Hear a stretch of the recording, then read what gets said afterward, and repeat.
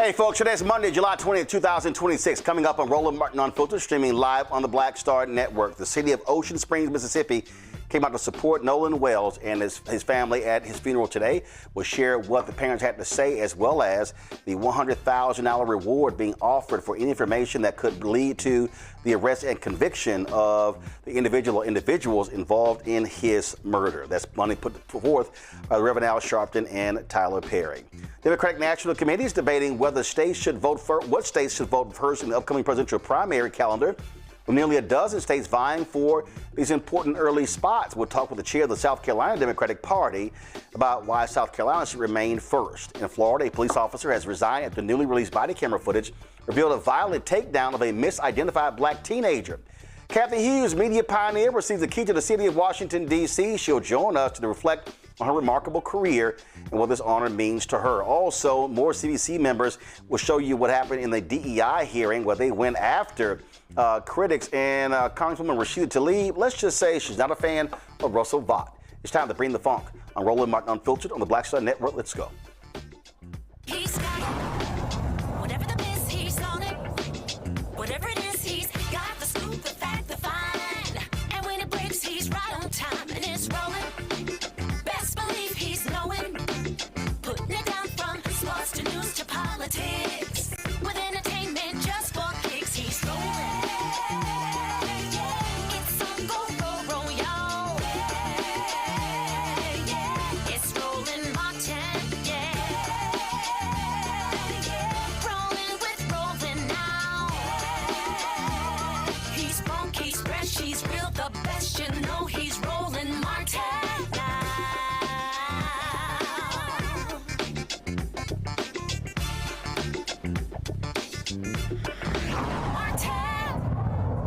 Folks, Donald Trump, MAGA, they despise DEI, even though they talk about merit, even though they love promoting unqualified white men. Well, when they had the DEI hearing last week on Capitol Hill, let's just say CBC members were not playing around when it comes to challenging the critics. Here's Congresswoman Latifah Simon of Oakland. Mr. Chairman, I really appreciate us having this conversation today, because what we're lifting up is, it seems like, a lot of anger and frustration with the way that things are in this moment. And I would agree, the American people all over the country, from sea to shining sea, they're angry and frustrated and afraid as they see the cost of living skyrocket under the administration. Prices are up and families across the country are struggling to make ends meet. We all know, if you go to the grocery store right now, the price of ground beef or orange juice. We're talking about DEI, but I have a couple of questions as it relates to what is actually germane to most folks in this country in this moment.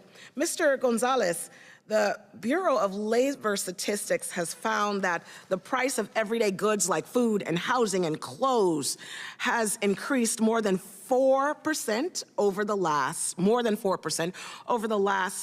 12 months. Mr. Gonzalez, yes or no, is DEI the reason that Americans can't afford clothes or groceries? No, I believe Biden was. Okay, no, I'm asking you right now, is DEI groceries? Yeah, is you know, DEI? I don't think that DEI has anything to do with it. I think Thank you. President Biden's policies I'm going to move forward. What about housing? Is DEI the reason why 2 teachers working in any state in this country can't afford to buy a house? Again, I would say Biden. Okay, Biden is the reason why, but not DEI. So Biden. I don't think DEI has anything to do with But Biden is not the president right now, but we'll move forward. Ms. Stepman, and if I mispronounce your name, I really apologize. The American families on average paid $310 more for groceries in 2025 under the current administration than they did in 2024. Yes or no, did DEI cause that? No, there are in fact other issues under the sun. Thank you. Dr. Shires, under our current administration, gasoline prices have increased by more than 50% since this disastrous war. Is DEI the fault of that? I don't believe so. Thank you, sir. This is why, I think all of us, many folks who are watching, are struggling with the conversation today. City after city, in rule space after rule space. Folks are struggling with the realities of gas and grocery prices. Just a few days ago, a family called my office, not from my state, from a red state, requesting resources because their child's clinical trial was cut by this administration. That baby who is struggling with cancer, the clinical trial is over, the port has been taken out of her chest, she will go home to die. And we are talking about inclusion and equity and diversity. While SNAP benefits are cut, folks can't afford their mortgage, and we're having a conversation about the lexicon of diversity. But okay, did DEI make the president's approval rate fall to 39%? Is DEI the reason that Republicans can't pass any of their bills on the floor this week? Is DEI the reason that the Supreme Court upheld birthright citizenship? Did DEI kill the dinosaurs? I don't think that the American people are buying this attempt to divide and distract and scapegoat. Because what I would say, Mr. Chairman, it's feeling and sounding a lot like 1967 in this room. If you know, you know. We know what's happening. We know what this conversation is really about. And none of us have any real answers about what we're doing today outside of having a conversation that is set to break the commitment to include all Americans, to uplift the fact that we look different. We have different languages. We may pray differently, but the assault on that beauty, that's what we're litigating. Okay, but it's disgusting. And you want to blame DEI, you want to blame foreigners, you want to blame people of color for the price of gas, for the inaffordability in this country, and the fact that literally right down the street, folks who are working 2 and 3 jobs can afford to take their baby to daycare. And I'll yield back. Thank you so much, Mr. Chairman, for this conversation today. Well, Congresswoman Ayanna Pressley of Massachusetts, let's just say she also didn't hold back. Is irrational. Today's hearing is irrational, it is misguided, and it is consistent with the Republicans' war on diversity, equity, and on inclusion. Now, Republicans control the White House. They've rigged the Supreme Court. They have majorities in both chambers of Congress. And they are using the full weight of that power, the full force of that, and your taxpayer dollars, might I add, of this federal government in this moment to enact precise harm on working families. There are no oversight hearings on high unemployment and the rising costs, and there are no hearings on protecting voting rights or affordable health care coverage. Instead, Republicans have decided to focus on attacking everyday people who are just trying to make ends meet. Their agenda is anti-Black, it is anti-immigrant, it is anti-LGBTQ, it is anti-worker, and again, since we're talking about DEIA and the dismantling of it, it is also anti-veteran, it is anti-rural, it is anti-disabled, and it most certainly is anti-woman. Diversity, equity, and inclusion initiatives were created to promote fairness because there are real biases in America that disadvantage specific groups of people. That is a fact backed by mountains of data. While there has been progress, the work is unfinished. Actually, the work is piling up due to Republicans emboldening greater discrimination while simultaneously dismantling civil rights protections. For example, women face systemic gender discrimination. I know you can't tell by looking at the Republican Party, but women make up 50% of this country, and we deserve equal rights. So I'm going to start with a simple question, and Ms. Felcher-Stepman, I'm going to begin with you because actually the fact that your Women's Forum even exists, some might even consider that to be a DEI initiative. But let me just ask you a question. Do you believe America should have gender equality, meaning that women and men should have equal rights under the Constitution and our laws? Yes or no? I believe that women and men Yes or no? do have Yes equal rights or under no? the Constitution. Yes or no? One more time to keep it clean here. Do you believe America should have gender equality, meaning that women and men should have equal rights under the Constitution and our laws? Yes or no? I believe they should have equal rights, yes. Okay. And Dr. Shire, yes or no? Yes. Mr. Gonzalez, yes or no? All right. Well, unfortunately, the Constitution is silent on this topic. And that is why I've introduced legislation to add the Equal Rights Amendment as the 28th Amendment, enshrining it as the law of this land. Now, look, y'all, every Democrat in the House has signed on to my bill, but I'm still waiting on my Republican colleagues to join. So until we are able to codify gender equality in the Constitution, diversity, equity, and inclusion policies have supported women in every aspect of their lives. For example, women have served in the military for more than 200 years, yet Republicans in your anti-diversity campaign have denied multiple women promotions just because they are women, not to mention those that have just been fired. Women get paid less money for doing the same work as men, but since Republicans are anti-equity, the EEOC, Equal Employment Opportunity Commission, has weakened enforcement of pay discrimination laws, maintaining and widening our gender wage gap by the day.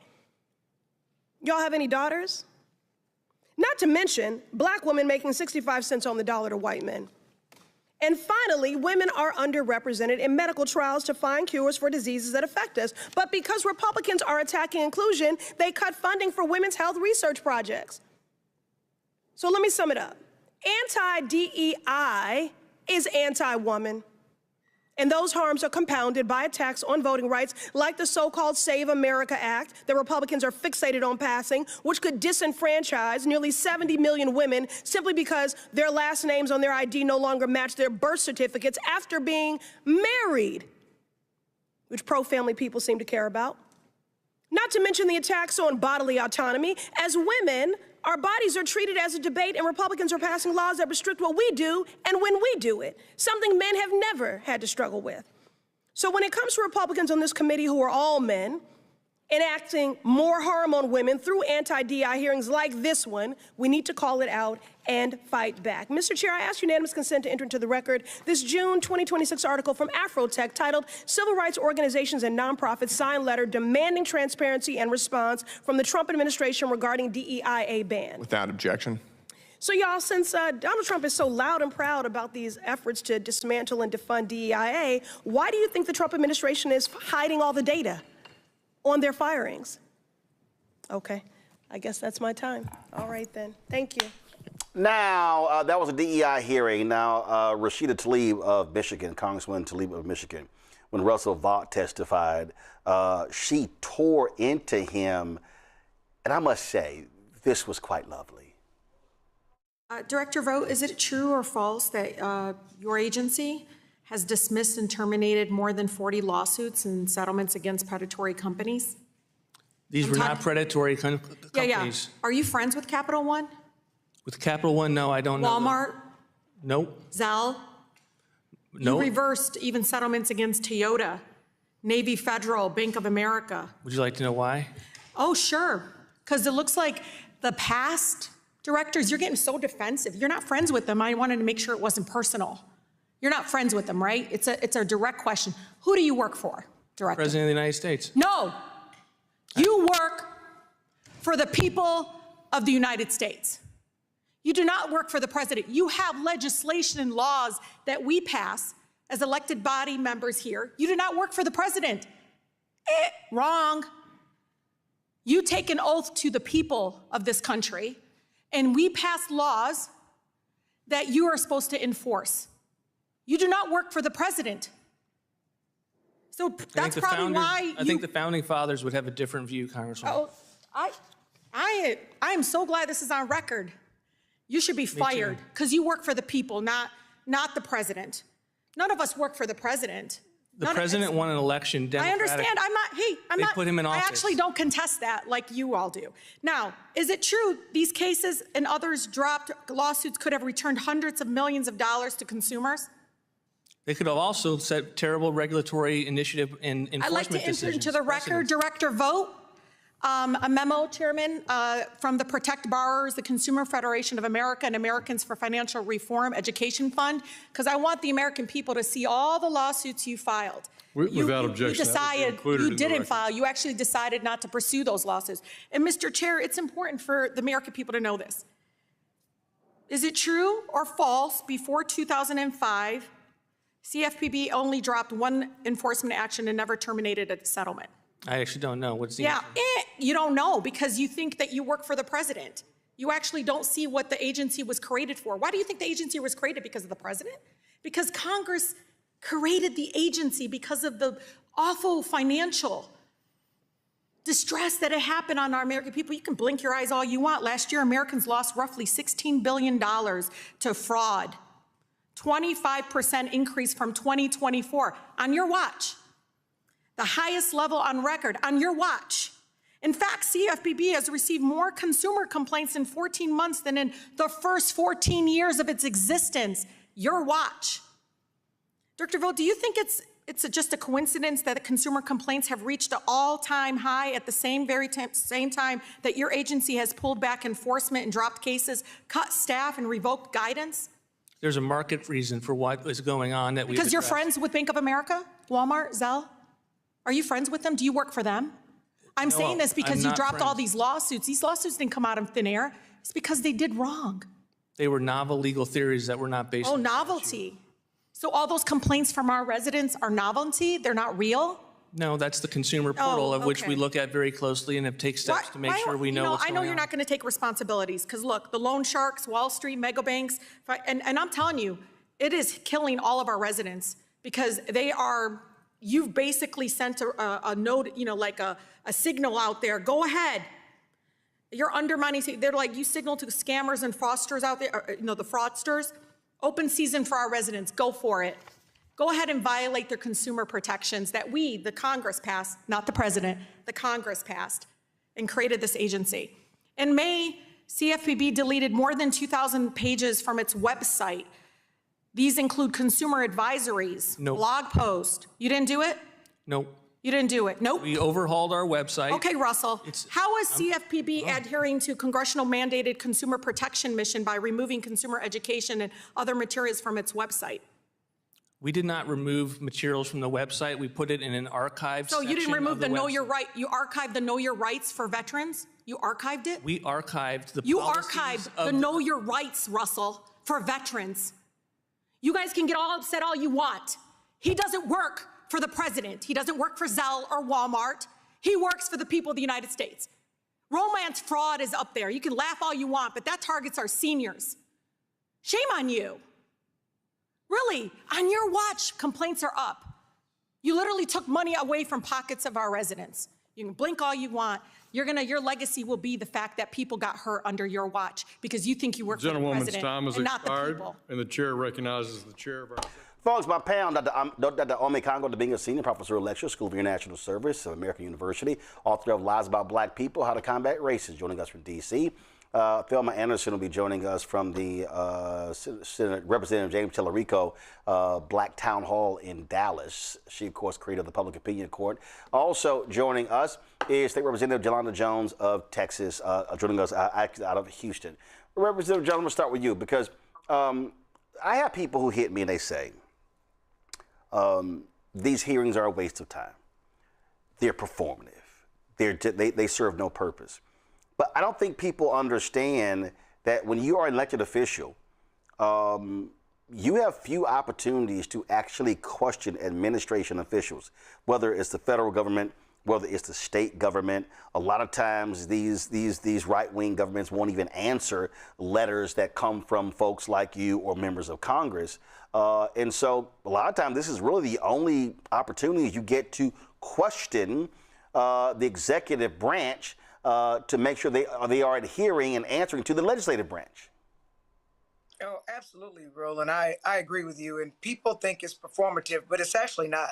It's laying a record in the event there's a lawsuit. The guy said he wasn't friends with the people from Bank of America or wherever he said. You literally can investigate that. And then he could, if they find that there's evidence that he went to lunch with him, they bought him something, he knows him, then you can sue people. But At the end of the day, you've got to pass things through Congress, you have to pass things through the Senate, and then the president signs off on it. Nobody pays attention to the votes on the floor. Nobody pays attention to that. But the only platform that we as elected officials have is committee hearings. That's the truth. And so you need to get people to lie on TV in front of people under oath so that if the time comes where you can get them, then you have the opportunity to get them. But trust and believe, the Republicans want all this stuff done under cover of night, during, on the floor of whatever part, whether it's the Congress or the Senate, and they know people aren't going to pay attention to it. And so you can also, it's like when you have a trial, you look at witnesses, you can look at their demeanor, you can look if they're being smart asses when they're talking, you can look at how they're answering. And that way it actually allows the people to make judgment as well by what they see in these hearings. So they need to continue to have hearings. They need to continue to have these oversight hearings so that the American public can see what elected officials have to deal with, the BS that we have to deal with all day, every day. Because all you have to do was listen to that dude, Voight, and see that he answered no questions, that he always tried to interject Trump talking points, that he's an idiot and he thinks he works for President Trump.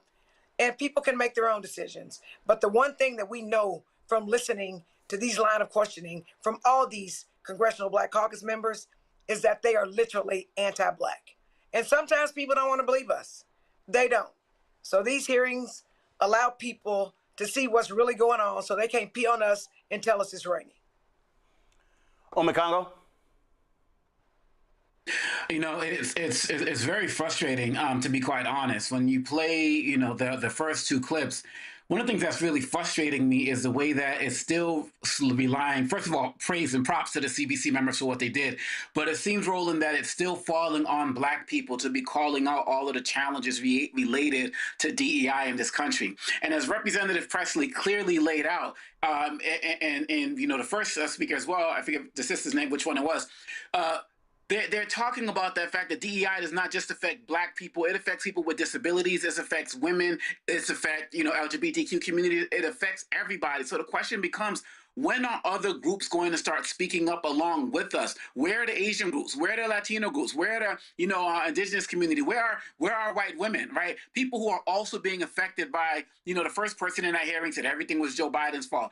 All of these groups are being affected. And the fact that we're still carrying the weight as it relates to speaking about the consequences of this DEI policies or anti-DEI policies, it's important that we're doing it. Props to them, but we can't get the progress that we need if it's just going to be us. And as it relates to Vault, their mindset is very simple. We do work for the president. These are from him to Kavanaugh to others, to Stephen Miller. They believe in unitary executive power, that all power lies with the president. And until more of us start speaking up and calling out these issues, as Representative Tlaib did in her, what she did and Elizabeth Warren did earlier in another hearing, hopefully that's when people are going to start to wake up. I mean, consumer protections. I mean, I got a check from a credit thing I used last year, and I wasn't even expecting it. These people were fighting on our behalf, and all of us are getting screwed. It's not just Black people, and more people need to step up and call this out so they can make them take full responsibility for it. It can't just be us. Indeed, indeed. And I've been saying that for a very long time. All right, folks, going to a break. We come back. Lots to talk about, including what took place at the funeral of Nolan Wells today in Mississippi. Also, we'll hear from Radio 1 founder Cathy Hughes about getting the key to the city in Washington, D.C., and what does the future hold for the media company she founded. Lots more to break down, plus our update on the Harriet Tubman Museum in Cambridge, Maryland. Remember, they were on last week. The program director said they wanted to raise $25,000. I was like, no, you need to raise it to $50,000. We raised $16,000 in 24 hours. I'm going to give y'all a new update. And again, so remember, we wanted to close it out by 8 p.m. today. So go to, we'll show you the place where to give if you have not contributed yet, so we can make sure that they are protected with a security system as well as a new door and to get their murals fixed. That's next. You're watching Roland Martin Unfiltered on the Black Star Network. All right, folks, let me tell you about Chapter. Now, if you're on Medicare or about to be, the system is not set up to work for you. Too much fine print, too many plans, and too many people making money off of your confusion. And look, we're used to this. We're no strangers to systems that don't have our best interests at heart. But we don't have to accept it when it comes to Medicare. That's why I'm telling you about Chapter. Their advisors are independent and honest. In fact, they're the only Medicare advisors that compare every plan nationwide. And they're focused on one thing: what works for you. If there's a better plan out there, they'll find it. If you're already in the right one, they'll tell you that too. There are no games. Just last year, people who switched with Chapter saved an average of $1,100. It's 20 minutes and a real person. It's completely free. My parents actually have already called. My mom sent me a text. Folks, give Chapter a call at 724-264-8281, 724-264-8281, and connect with someone you can trust. Folks, these are the kind of services that we need for our audience here at Roland Martin Unfiltered and the Black Star Network. So call Chapter right now, 724-264-8281. This is Reggie Rock Byford. You're watching Roland Martin, unfiltered, uncut, unplugged, and undamn believable. You hear me?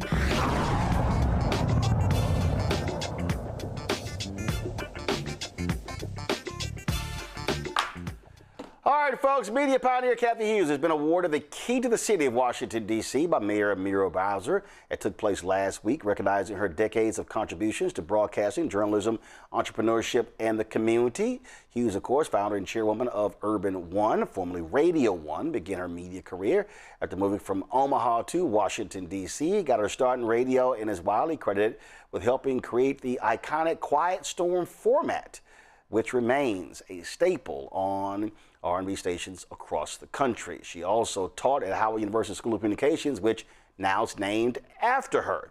She later purchased Washington radio station WOL, laying the foundation for what will become Urban One, the nation's largest black-owned multimedia company. She joins us right now. Cathy, what's happening? Hey, Roland. How are you? Doing great. So I saw a bunch of the clips and posts last week regarding with the key to the city, and you've gotten a ton of different accolades, but obviously it's always a lot different in the place where you've been for quite some time, and of course where WOL was grounded. Absolutely. I mean, such an honor not to have been born in this city, but then particularly after this many decades of being involved in the city, to be recognized for it. And the mayor sent it. Oops, looks like we lost Cathy's signal, so we're going to get her back. So not quite sure what happened there. But let me do this. Y'all, we actually, when I was actually at TV One, I did a one-on-one with her. So here's just, y'all got that? Y'all have it? Go ahead and roll some of that.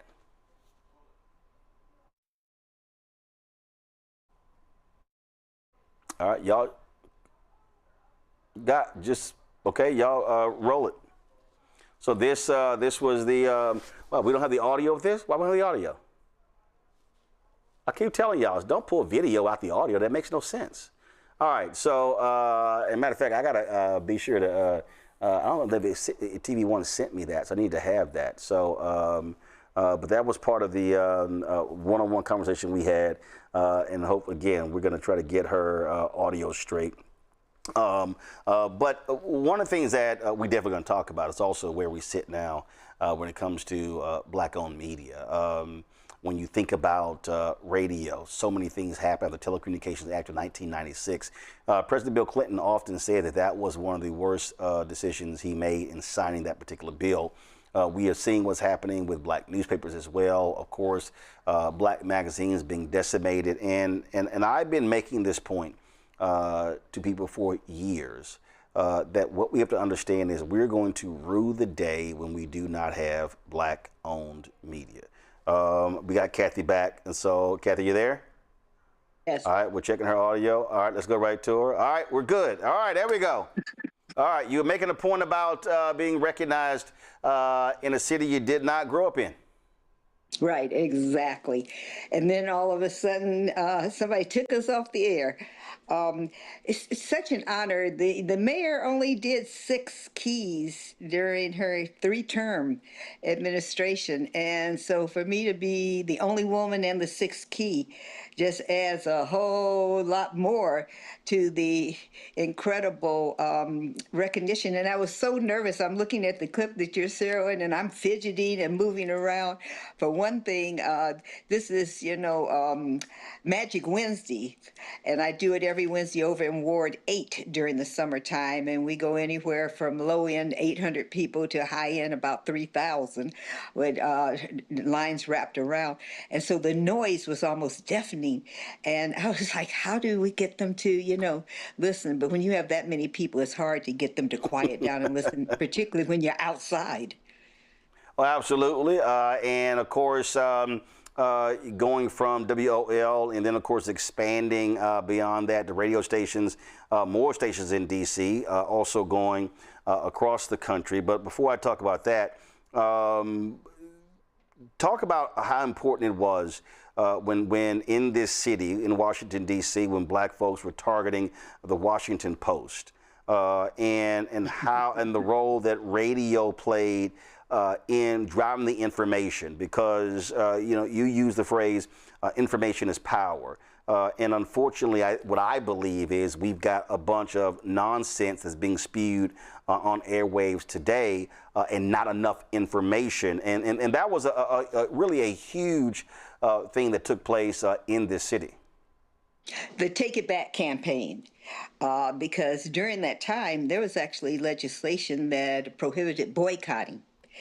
Corporations had gotten to the right members of Congress, and they had passed legislation that if you called for a boycott, you could be sued, you could be prosecuted. So we bought the newspaper every Sunday, but then we brought it back and served it to the front steps, to the front porch of the Washington Post magazine. The issue was a multi-million-dollar revitalization of their magazine, and they had leaked information that the cover was going to be a black man.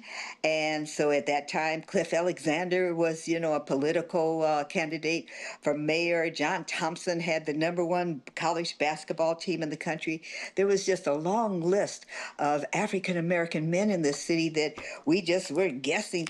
And what we realized in the midst of all this is we were doing all this free publicity for the Washington Post magazine. The cover comes out, and it's a drug dealer from New York City who does a lot of business in the nation's capital, and there's a full-page photo of his girlfriend picking and cutting his toenails.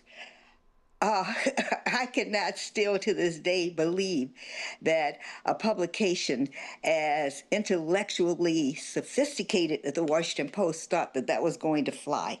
And it was very interesting because the Take It Back campaign was not just a black campaign. There were a lot of other members of the Washington, D.C. reading community that were just appalled, insulted. So it started off, the first issue had 142 pages of advertising. It was almost a small book by the last week, which was 3 weeks before Christmas, when they literally said, okay, we will have to settle this. They were down to 8 pages right before Christmas from 142. In this business, we call that a big drop. You use the word there that I think is critically important when we talk about black-owned media. You said community, and I just fundamentally believe that when we're talking about whether it's radio, television, newspaper, digital, magazine, that you have to be in service to the community. That's your readers, that's your listeners, that's your viewers, and there's a level of love and affection for black people that is a part of that. And I think too often there are individuals, there are corporate leaders where it's more about profit as opposed to community. And Tom Joyner and I were having this conversation. I was in Miami a couple weeks ago. And one of the things that we were talking about is that when you talk about, you can still make money by embracing and loving community, but if it's all about profit, then you're leaving out the most important part, that is community. And then when you get your butt in trouble and you establish no relationship with community, there's nobody there for you when you're in trouble. Well, I mean, you covered a lot of ground there, because corporations are not committed to community activism, all right? They are committed to profit. Most of the big corporations are publicly held corporations, and all they're interested is in shareholder enhancement. It's up to those of us in Black media to embrace the community and make certain that they are represented, their opinions are heard, that the correct view of who we are and what we really want is shown. But I don't see that as ever even being discussed in a corporate board meeting at one of the big, companies in America that make a lot of money off our community. But the key is you have to have a relationship with the community so that they understand that you really are looking out for their best interests. We often have great starts. One of the things that was so effective about the Washington Post protest, the Take It Back campaign, was that we didn't stop. The football season started and people told us, oh, you're going to lose a lot of people. And we did, because they were at home watching D.C. is a big football city, as you know, big football town. They were home watching the game. But it didn't matter how many of us that were there. We came consistently. There were storms. We just stood out there in the storm. We got wet. We got cold. It did not matter. We were going to see it through until they hollered, "Uncle," until they said.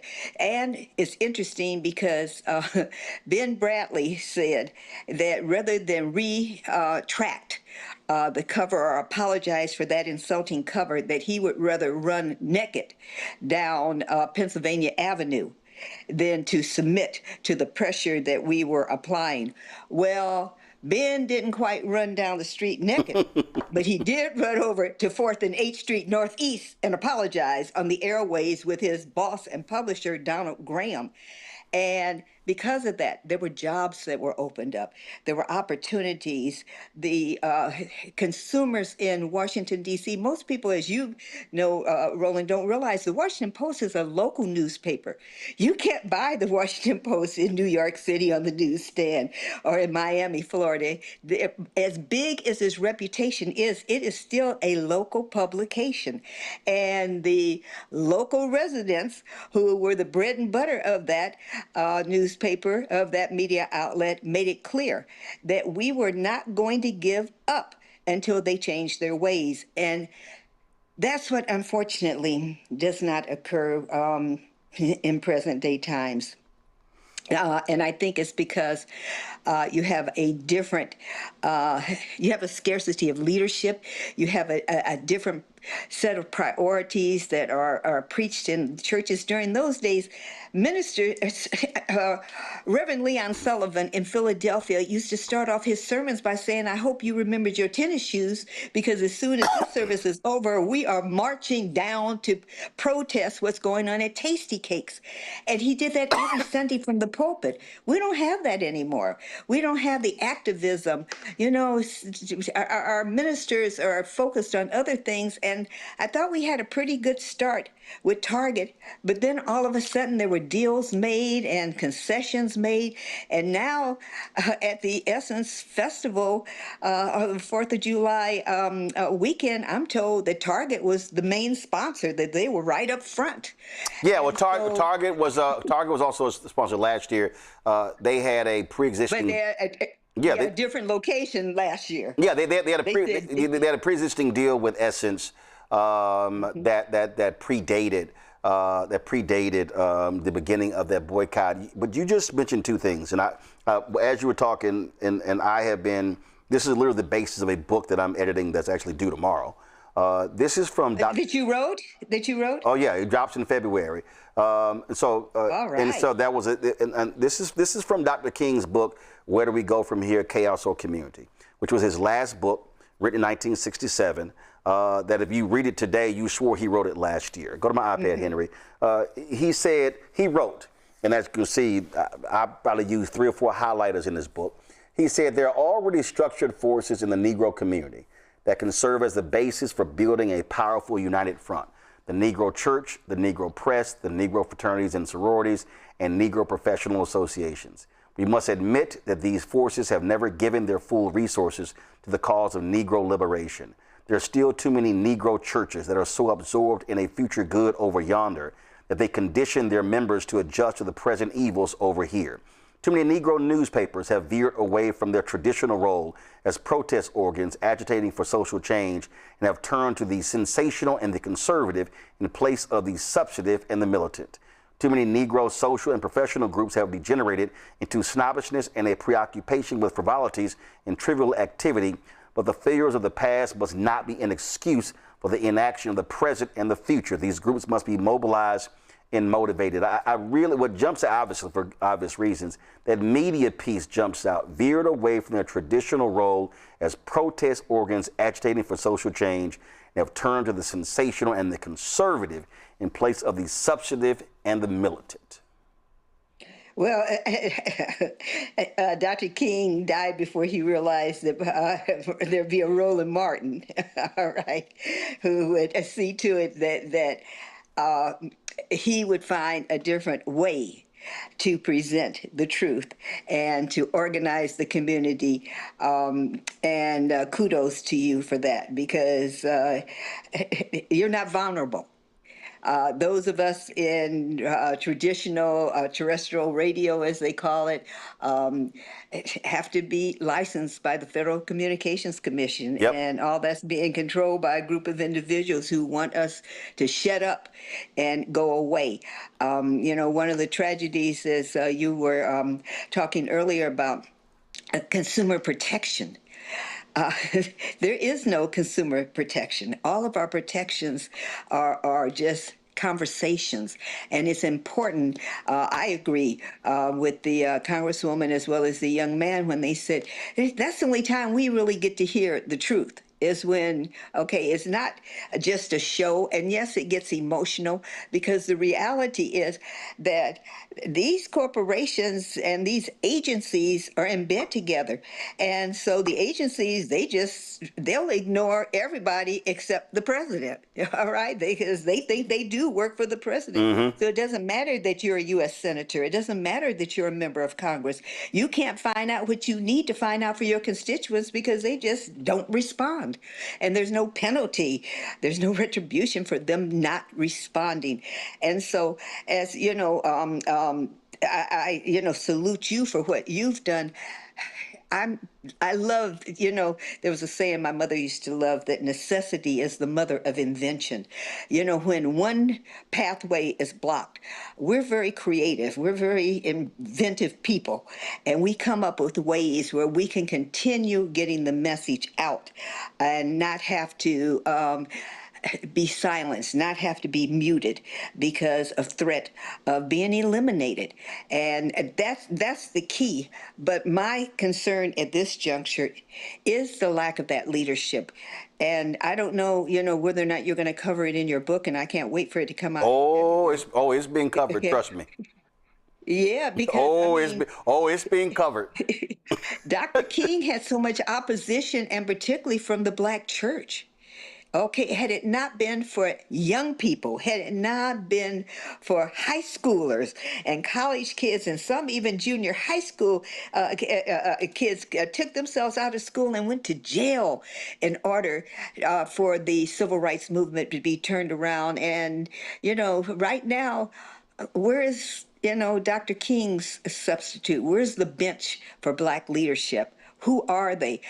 And I'll just have to be honest with you. I am still raising sand about Al Green being put out of the State of the Union after I watched Marjorie Taylor Greene heckle Barack Obama every time, 8 times, and never once was she removed from the chamber. Yet this brother speaks up, and the rest of the Black caucus stayed in there.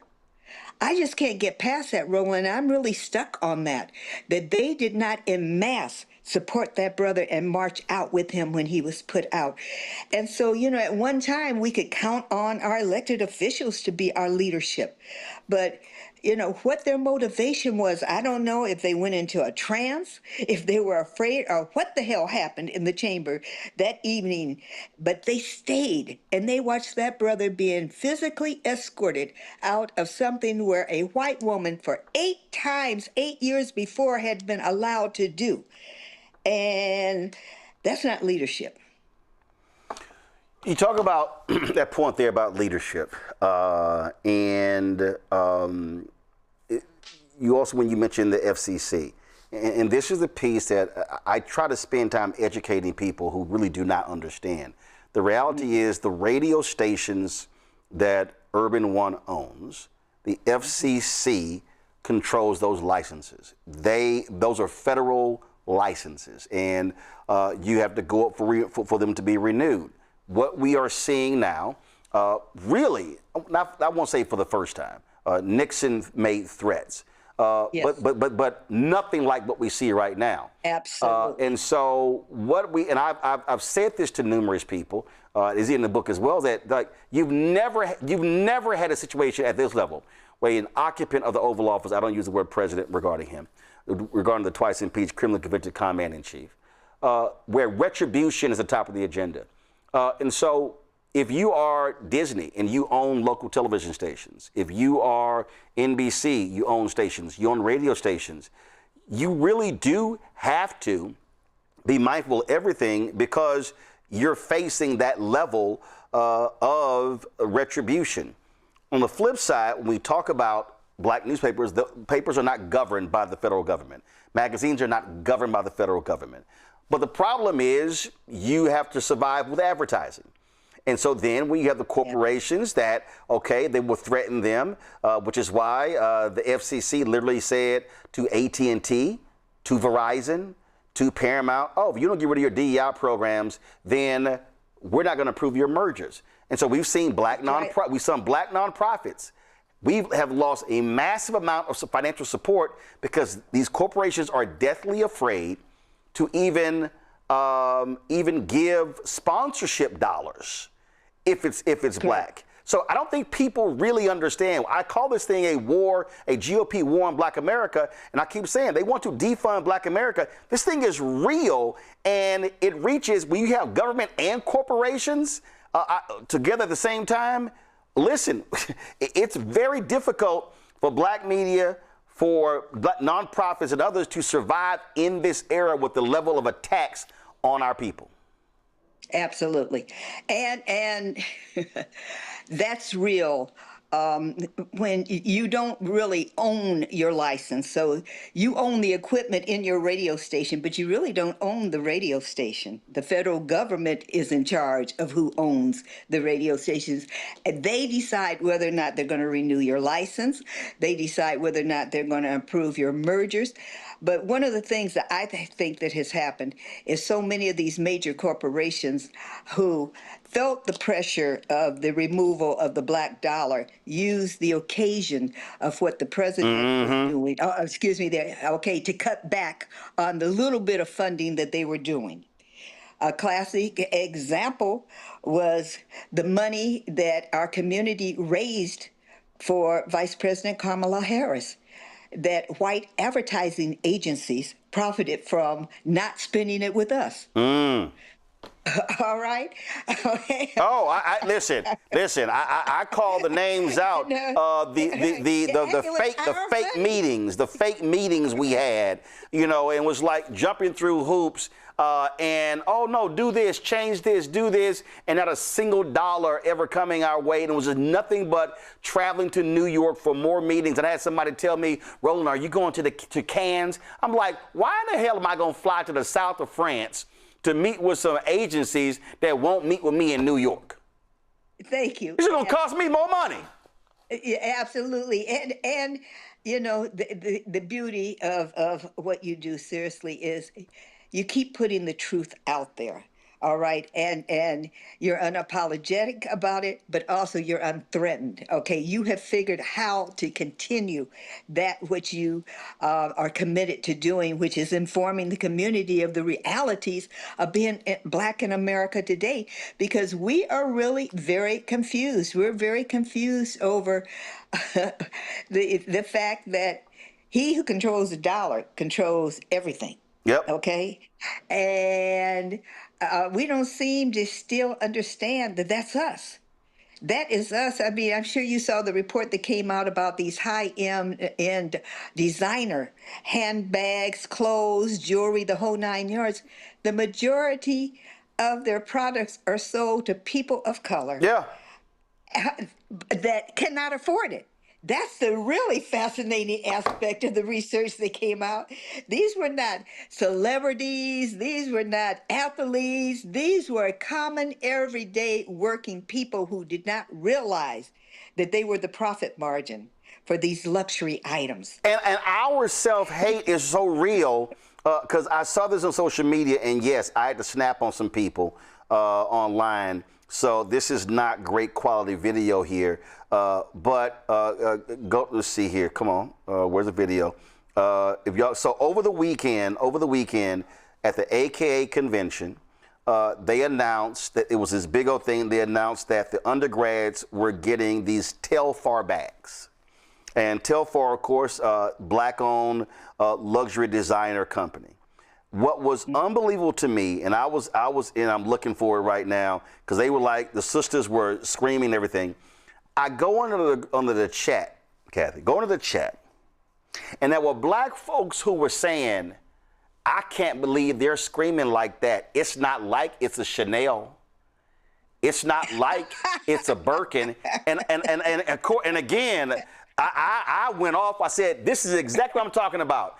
Y'all gonna scream at Chanel, but you don't want to see a Black luxury company in the same vein.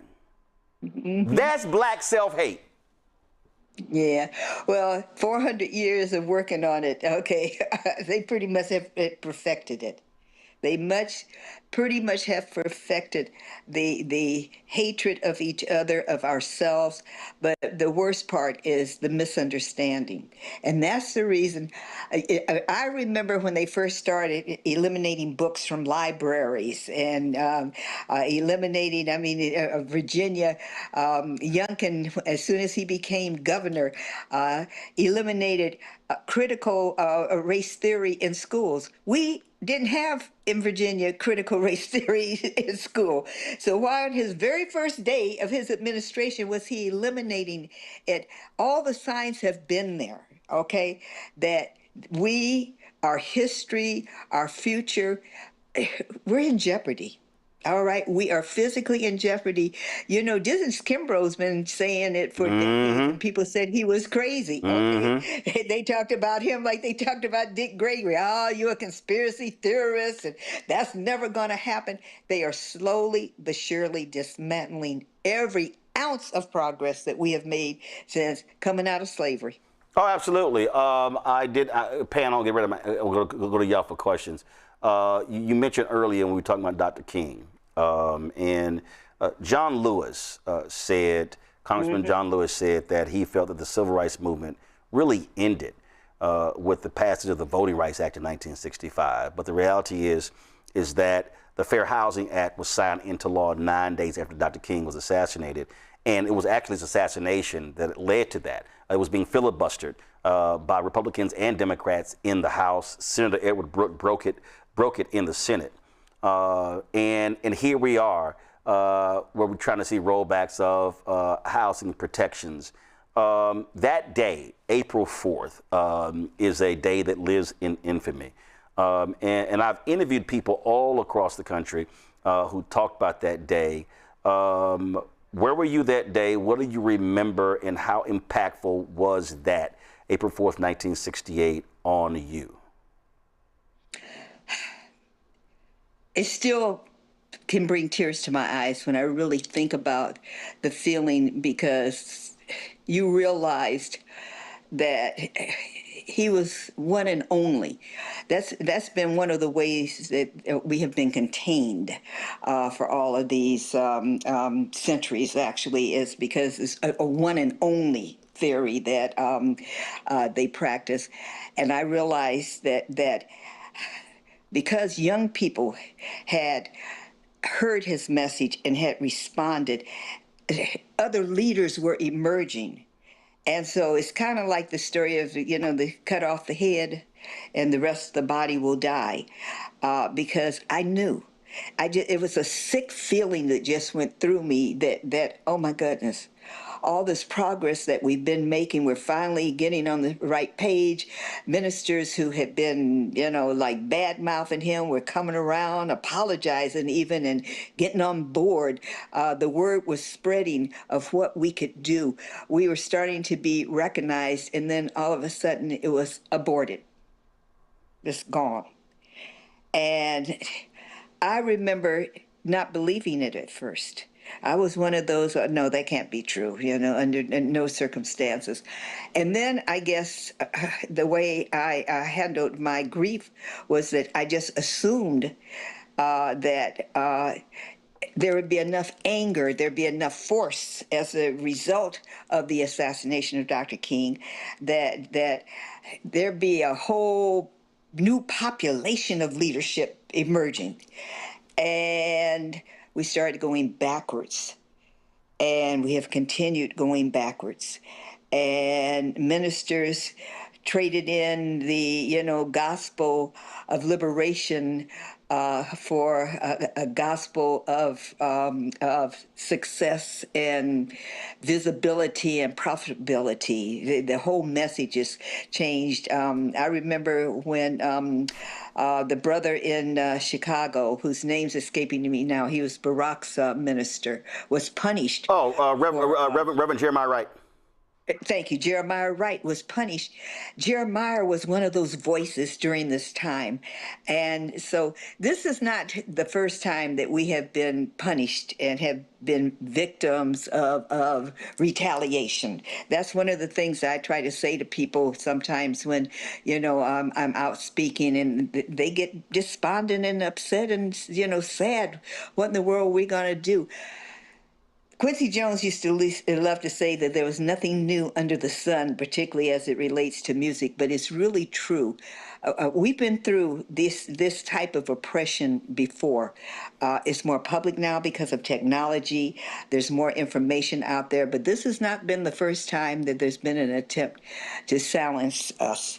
And I just am hopeful that individuals such as yourself, Don Lemon, others, Joy, Reed, others have found their voice in a protective avenue, and I'm just prayerful that the powers to be don't figure out how to shut that avenue. But I think as creative as we are as people, that we will find a way. We will not only survive, we will thrive, and we will continue to move forward, because we don't have any other chance, quite frankly. This is our country. We built this economy. We built this country, and we still do not understand the power that we possess as a unified community. Indeed, indeed. Questions, first up, Omekongo. What's your question for Cathy Hughes? Ms. Hughes, it's truly an honor to talk to you through all of your perseverance. It's just truly an honor. Thank you for your commitment to our community. Thank you. The question that I have for you, you talked about the failure of some of our leaders, some of our politicians, some of our ministers. Given your expertise, some of us feel like our Black entertainers are also letting us down in this moment. I want to know if you feel the same, and if so, why? Amen. Do you think they're doing that? I can remember when they would forget to thank the Academy for the award. They'd be so busy preaching. Okay, they started giving liberation speech. The minute they got on the stage, okay, they were cursing out the government. They were calling people by name. Now they thank God, their mama, which is good. Okay, it's good to thank God. It's okay, it's great to thank God, good to thank your mama. But can you get around to talking about the issues that are confronting your people? There was a time you could not watch an award show without there being a speech Okay, and then they would start competing. Okay, yeah, well, that sounded good, but I'm gonna sound better when I get up there to get my Grammy. Okay, all right. Okay, I'm thinking while you up there protesting, whatever, I'm gonna come up behind you, and I'm gonna. They were outdoing each other. They were putting their money where their mouths were.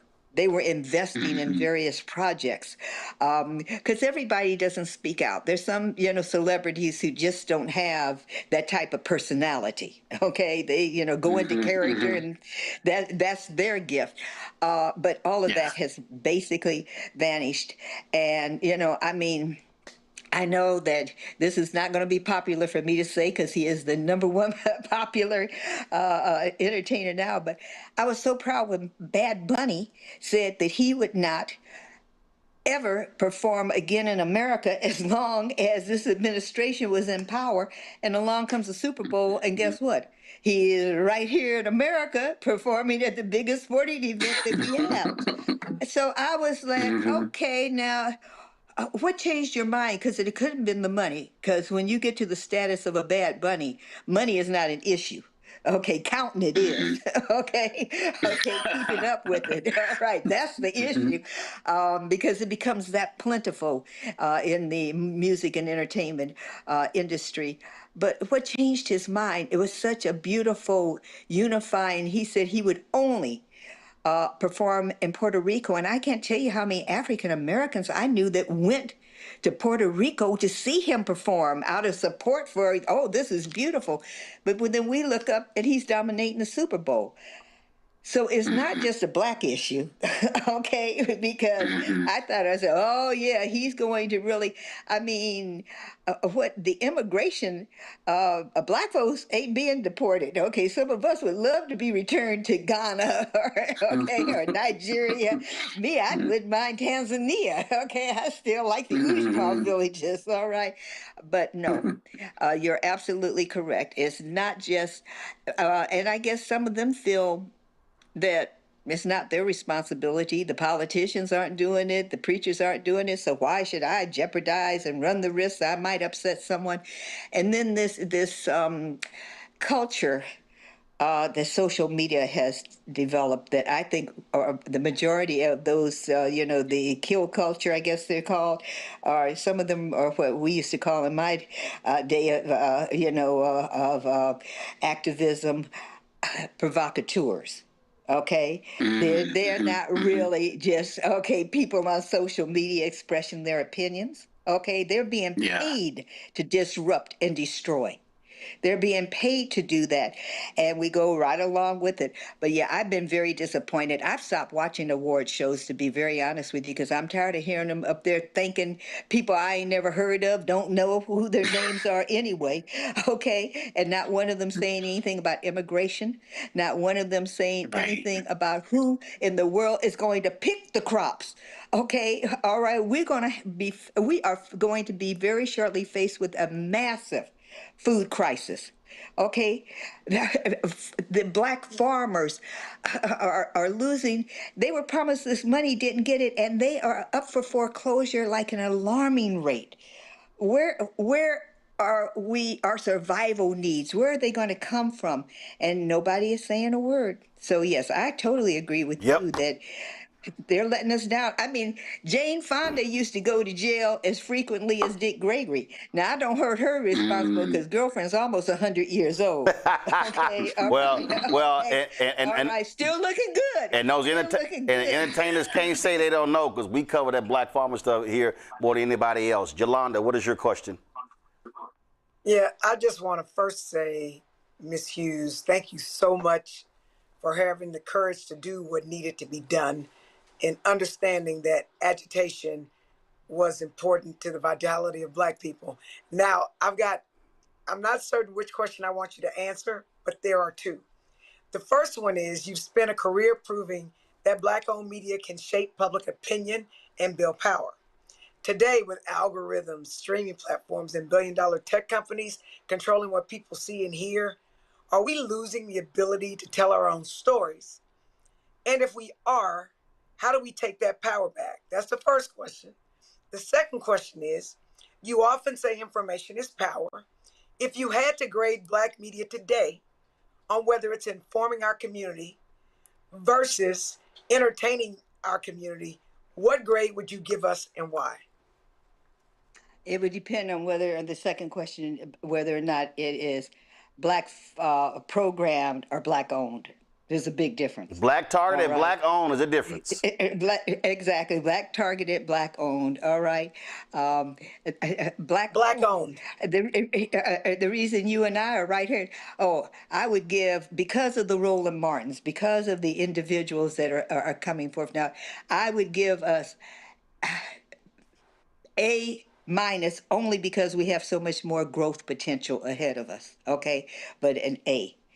Now, the first question, can you make a shorter version of it for me? Because I'm long-winded by nature, okay? Give me the condensed version. So the condensed version is, are we losing our ability to tell our own stories with the way media is now? And if we are, how do...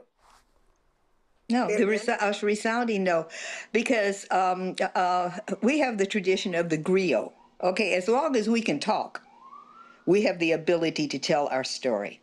With technology, we now have the ability, new ways to get it out there. And I don't think that's anything that we're ever going to lose. We are a culture that is a lot more responsive to verbal messaging. Unfortunately, my generation, there used to be a saying that was horrible to say, but it used to be, if you wanted to keep a secret, put it in a book. If you wanted to hide something from Black folks. Well, that is changing, but we're always going to be discussing. The problem that I'm concerned about is the accuracy of what we are receiving. And how do we distinguish that which is a paid political announcement or just the plain, unadulterated truth? Because one of the things that has been mastered by those in charge is, and it's so true, is what radio does. Radio programs your subconscious. It's repetition. And if you repeat it, and all of us have experienced singing a song that when we heard it the first few times, we hated it. Oh, that's horrible. Why would he release that? And then all of a sudden you find yourself humming it or singing it because of this element of repetition. So when you take this incorrect information and you repeat it enough times, even the person repeating it starts to believe it because their ears hear it first before other ears hear it. That's the danger. But we will always have our griots. We will always have our Roland Martins. We will always have those individuals that come hell or high water are not going to be stopped telling the truth, getting the information out there. And I'm really encouraged with the number of young people now who really have basically kind of gone a whole different route in terms of political realities and are coming up with new strategies and new directions to do things. I think we're going to go through some very challenging times, but I think that we don't have to recapture our voice. Yep. I think that we're just going to have to take the mute button off of it because it's still there. Two final quick questions, and that is first, where do you hope Urban One is in 20 years? Two, 50 years still alive. That's an easy one. 50 years still here, whether I'm here or not. I certainly pray that the company still is and still unapologetically in the Black people business. All right, last question. 50 years from now, 100 years from now, a little girl, little boy comes across the name Cathy Hughes. They're reading and they see this, they're online, they see a video. What's that one thing you want them to know about you? That I love my people and I was willing to take whatever knocks, bruises, penalties, punishment in order to make certain that they were okay. I did not mind being the sacrifice if it was going to give them opportunity. Well, I'm going to close out with this, and I say this to my man, Jonathan Rogers, who I first met in 1990. What year God would I meet him? No, not 99. I'm sorry. I was on the board of NABJ in 1989. And a lot of people, when they introduce me, when I give speeches, they talk about being on CNN. Then they say, oh, he left mainstream and went to black-owned media. I said, no. I remind them, no. Before CNN paid me a cent, actually, the first check that I got that gave my opinion on television was actually on TV One. We had these interstitials, commentaries that ran, Roland Martin, this is my perspective, what's yours? And so I'd remind people all the time that no, it was a black-owned company that paid me before CNN. And then when I went to CNN, they wanted me to leave TV One, and I said no. They wanted me to leave WVON Radio, and I said no. And then later they wanted me to leave Tom Joyner Morning Show. I said no. And so, and I tell people all the time, we don't have to leave black-owned media.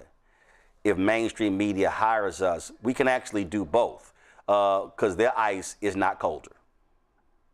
Amen to that. I love you, Roland Martin. Cathy Hughes, I appreciate it. Thank you very much. It's always great to see you. People shower you with love and affection, and it was great to see all the folks with the key to the city and the fabulous time I had there. And so I shall see you soon sometime on the dance floor. Thank you. God bless. Thanks a bunch. You know what? I was going to go to a break. Let's go right into it, y'all. And that is my next guest has been holding, and that is to talk about South Carolina. Let's talk about South Carolina. Democrats, of course, when Joe Biden ran in 2020, also in 2024, South Carolina, of course, primary was first. Well, Democrats are meeting this week, and a lot of people want that first. Iowa wants it. New Hampshire wants it. Nevada wants it. A lot of Latino leaders are pushing hard for Nevada to be in the first slot. I still fundamentally believe, and I don't care what anyone says, that South Carolina should stay first. Black folks are the backbone of this party, and South Carolina should remain first. Joining us right now is the chair of the Democratic Party in South Carolina, Christelle Spain. How you doing? I'm doing well, Roland. How are you? Doing great. You this week, you're throwing lots of elbows. You're doing lots of blocking, pushing, because everybody is coming after your slot of being first in the nation. Absolutely. Everybody wants to be first, Roland, but we're first. And we maintain that, and we made the case back in May when we presented to the Rules and Bylaws Committee about why South Carolina should remain first in the nation. We only had this spot one time, which was in 2024, where we had a contested primary, but it was not competitive. And I went on to say that when South Carolina goes first, Roland, the Deep South goes first. Black voters go first. And as you already laid out, Black voters are the backbone of this party. And so we should continue to elevate Black voters' role in the process, not push it further back. And so you have all these different people saying, well, and we really heard this in 2020 from a lot of Senator Bernie Sanders supporters, and I was cussing a lot of those folks out online. They was, oh, wait a minute, well, we don't have a shot at winning South Carolina in the general election, so they shouldn't go first. We should be going to places where you have a much more diversity that's being dominated by African Americans. All sorts of rationale being given as to why not South Carolina. What do you say to those critics? I say the Democratic primaries are not about the general election. So to say that because South Carolina isn't as competitive in November, the Democrats here don't matter, that's crazy. If we're trying to set our candidates up for success and battle test them for November, they need to start in a state like South Carolina, where we, number one, have an open primary, where they can come in and test their message. What do Democrats gain from hanging out in a blue state, talking to people that agree with them all the time? They need to come to the Deep South. They need to come to South Carolina and do these retail politics, because you cannot phone it in the South, in the Deep South.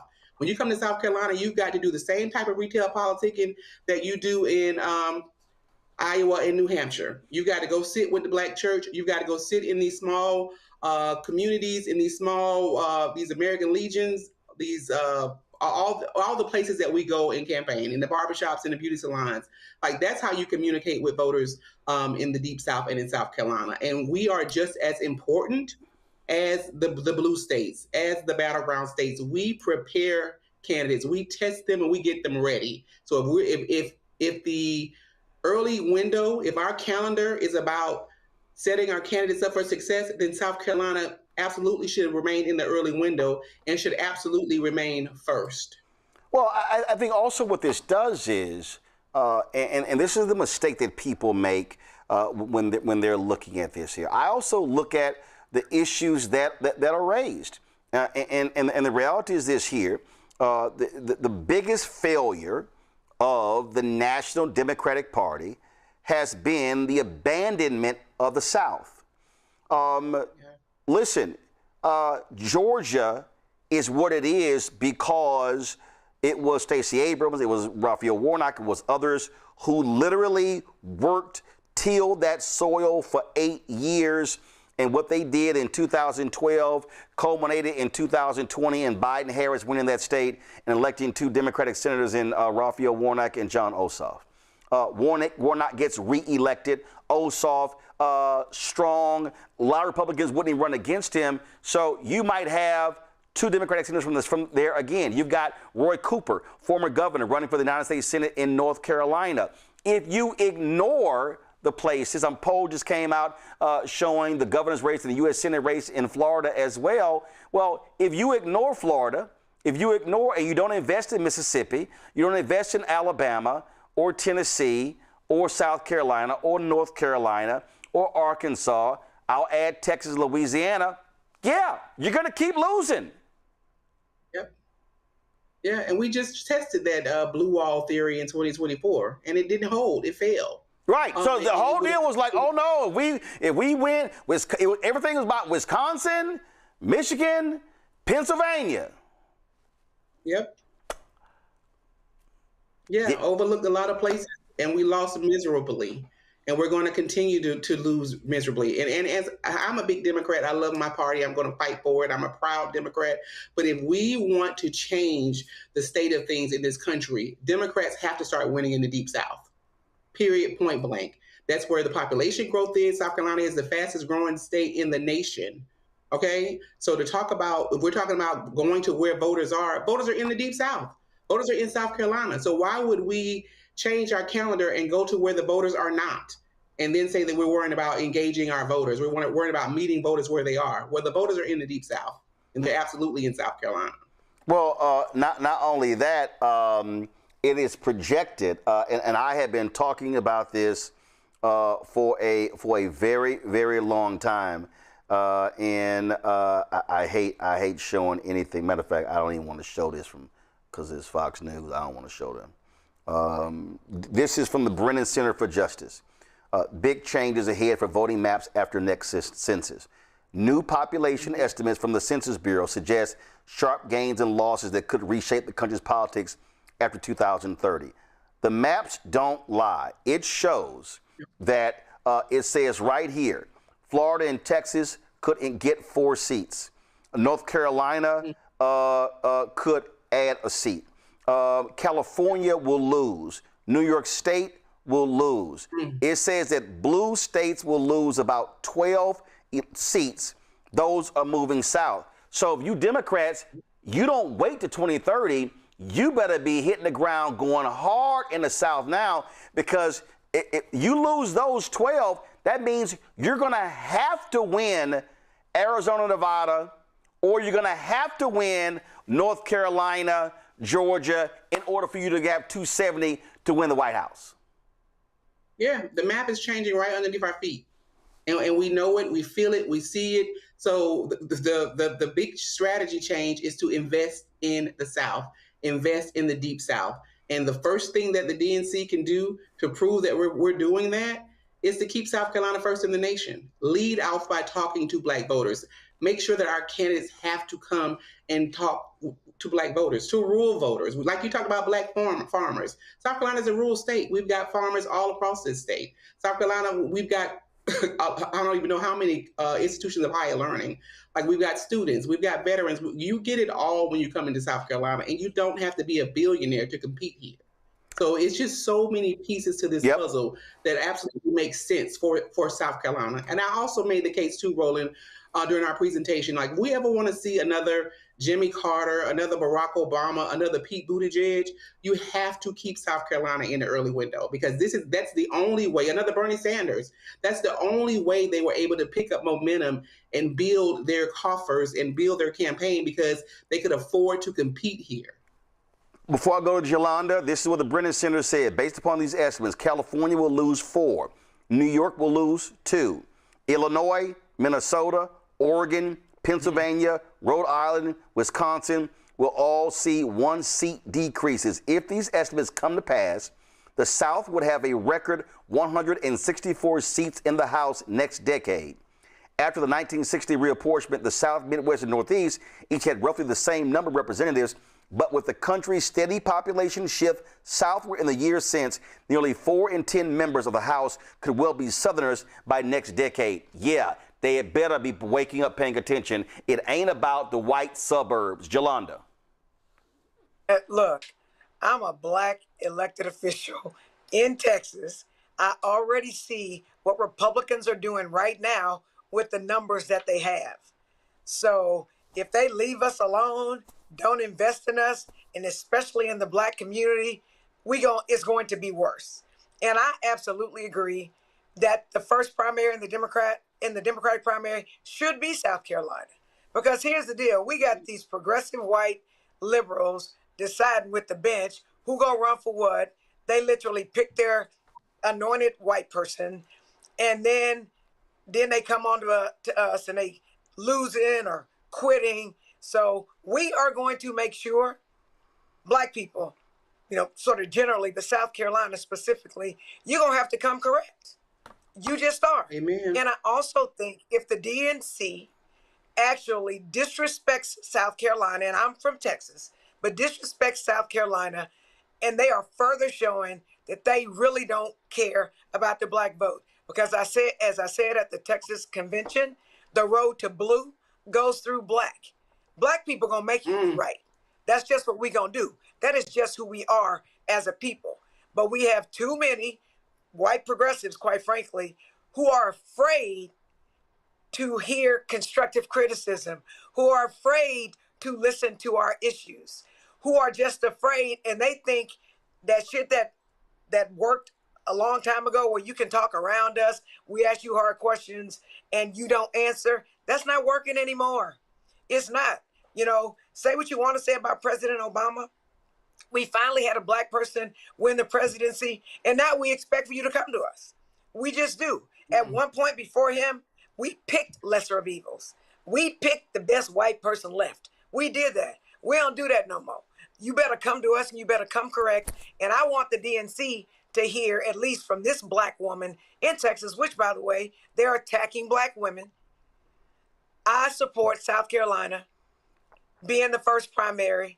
And if you do not keep South Carolina there, I think you're going to have a lot of black people are going to leave the Democratic Party, because I never thought that I would live to see the day where black folks ended up leaving the Democratic Party. I was talking to a black person this morning from another state who literally said he felt homeless between the parties.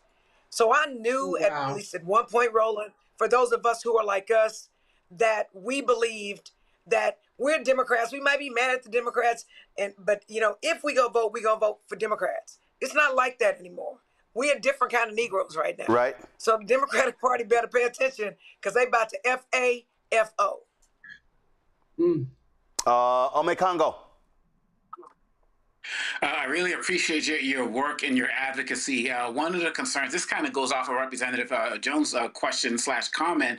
Do you feel like, especially coming off of the 2024 election where Kamala didn't win, that if South Carolina is chosen to not be the primary state, that this will be another slap in the face towards black people that'll make more of us feel alienated from the Democratic Party?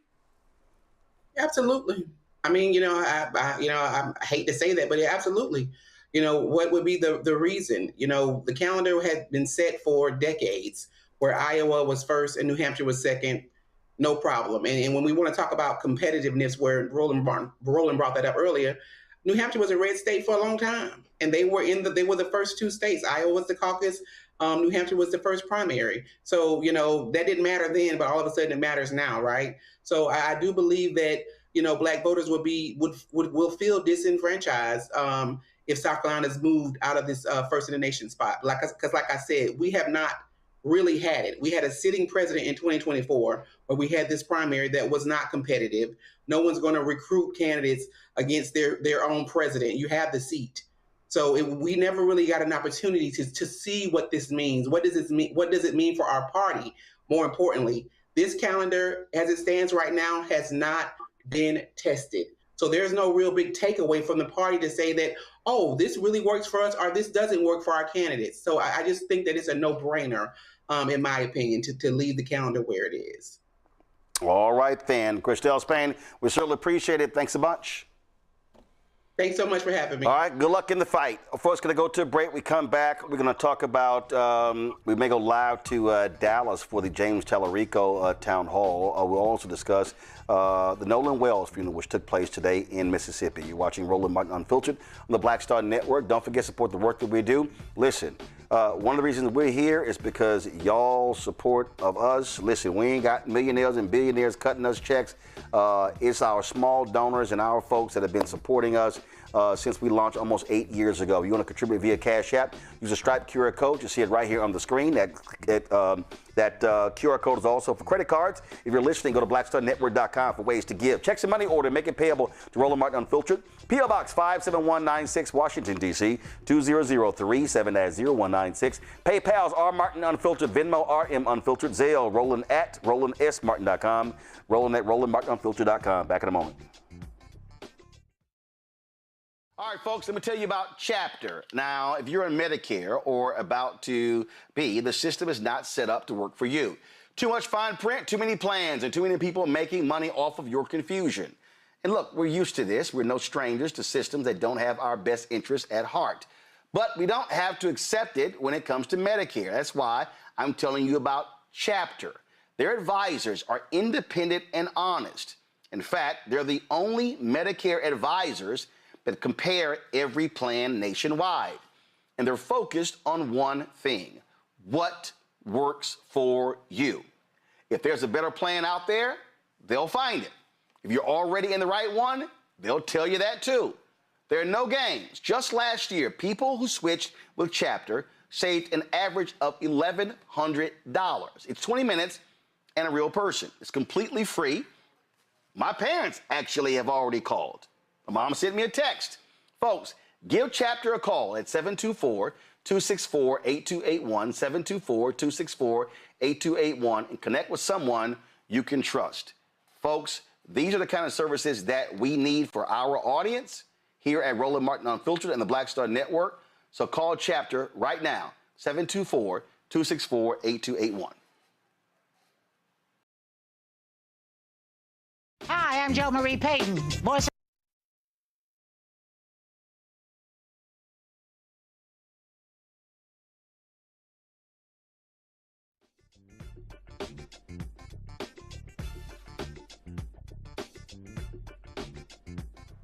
All right, folks, it was a packed church in Mississippi today for the homegoing service of Nolan Wells, the 18-year-old young black man who was found dead in Mississippi.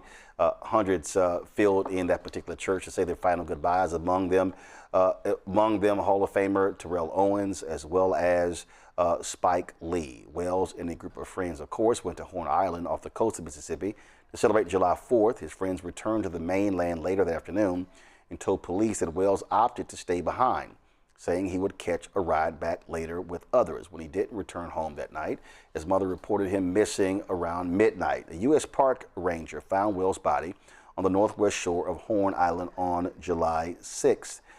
During the emotional service, friends, community members, and his parents remembered the teenager's faith, kindness, and athletic accomplishment. Also during that particular service, Reverend Al Sharpton announced that that the National Action Network was going to give a $50,000 reward for any information leading to the arrest and conviction of individuals involved. This is some of what Wells' parents had to say.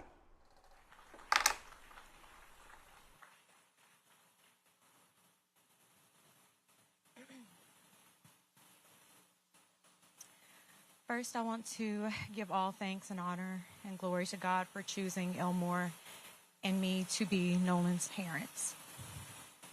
We thank you, Lord, for the beautiful 18 years that you blessed us with him.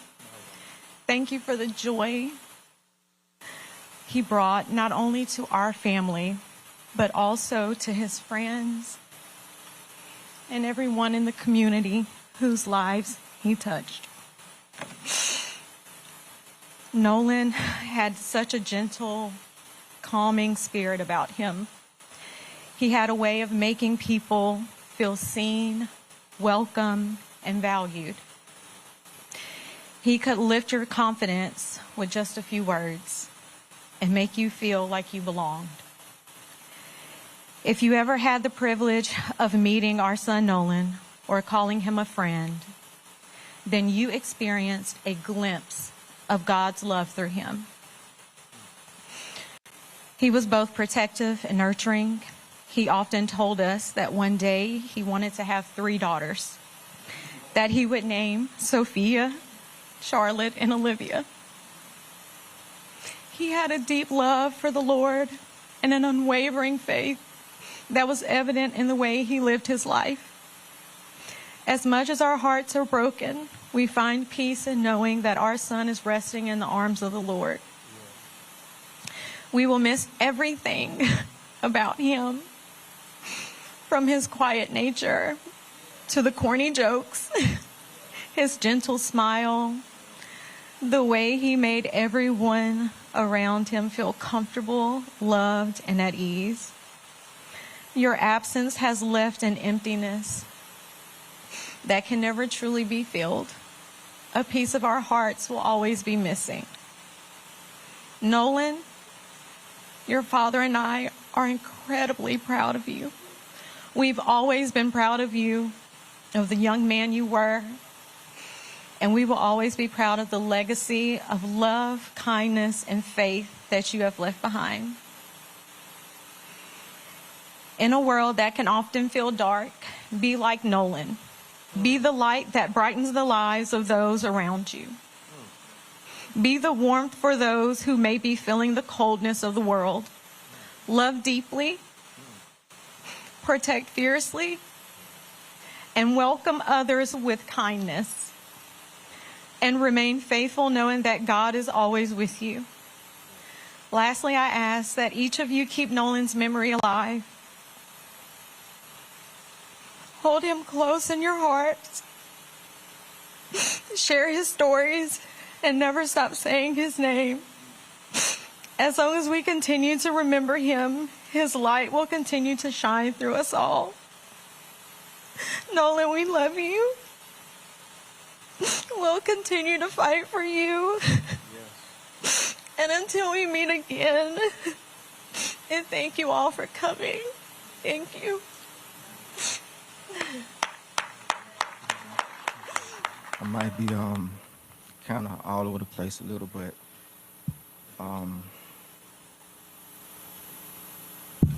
just from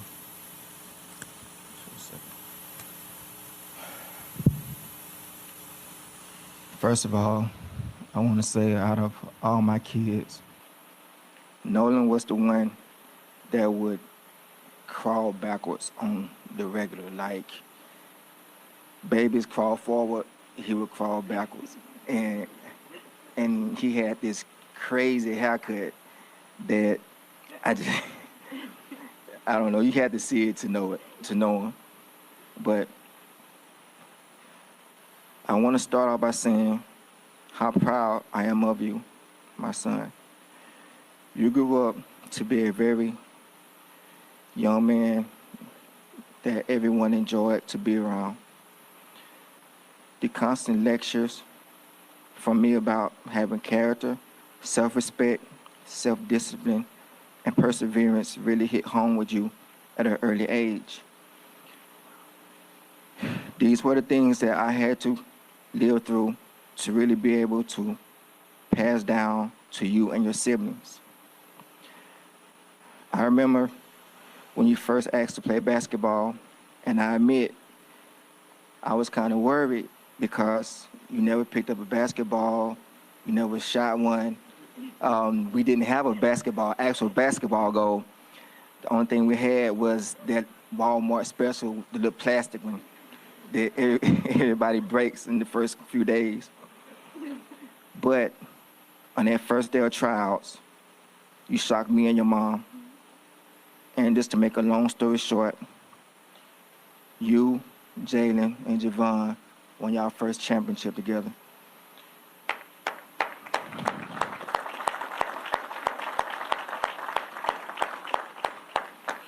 Middle school was even more exciting because you were not just making a name for yourself on the football field, the basketball court, and the baseball diamond, but you were also laying the groundwork for your little brother Elmore. I nicknamed you Mr. Cool Hands because it seemed like you was catching a touchdown every game. You wanted to be the best. So I poured all my knowledge into you that I could by taking you to the gym to work out, taking you to the beach to do drills in the sand, teaching you how to watch film, how to study your opponent's strengths and weaknesses. And you carried these teachings all the way through high school and had an amazing run. Also during that time, you made a lot of friends. You helped a lot of people, and you became well liked by many. It really warmed me and your mother's heart when we would get a phone call or an email from a teacher talking about something that you did for a fellow student. All the teachers love Nolan. The day you came home from college, you came in the room and you asked me about training. You would always ask us, or always tell us about things that you want to do for us. When you signed with a school, you want to do this and take me and your mother there. And I would always tell you that, son, you need to take it one day at a time. During this time, you trained, you worked out. The bond with your younger siblings grew stronger because they looked up to you for motivation, especially your younger brother, which played the same position that you did. You guys' competition, Cannon, Nolan loves you, and he wanted you to do just as good as he did. Ethan, the same way. Even though you weren't a receiver, he wanted you to do great things. Carly, Jaden, with you guys being the oldest, he wanted the best for you guys. And I know that he would have did anything he could to make you guys happy. I just want to say thank you all for coming out. Thank you all for coming out and celebrating our son. Nolan meant a lot to a lot of people. And today it just shows us how much he meant to the community, to the country, and to the world. Thank you guys again for coming out. We appreciate it. We're on a ferocious search for the truth, the whole truth, and nothing but the truth. So help me God. And so it is very important that you all understand our legal team. And we have these great co-counsels, but Reverend Al, we're all co-counsels. Anybody who's seeking the truth for what happened to Nolan Wells, I want you all to know that you all are our co-counsels. Amen? Y'all all our co-counsels. And on this legal team, we stand for truth, no matter who it implicates or exonerates. We stand for justice, no matter who it convicts or who it acquits.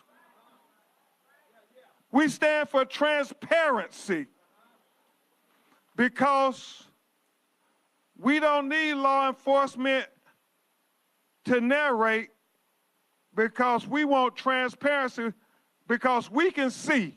We don't need them to tell us what they think And that's why we need all of you to encourage people who were on Horn Island on July 4th. If you took a picture, if you have a video, if you have Snapchat, if you have anything, we are pleading on behalf of Elmo and especially on behalf of Christine. As she said, any parent will want the answers as to what happened to their child. They went out on the boat came back, and Nolan washed up on the shore 2 days later dead. When you want answers, when you want transparency, when you want the truth, when you want justice, I mean, is that so much to ask? Since Mississippi's so special, I'm not only saying we don't want nothing, I want to say right here now, and I'm inspired by who accused us of that I want to put up from National Action Network and me, I want to offer a reward of $50,000 to anybody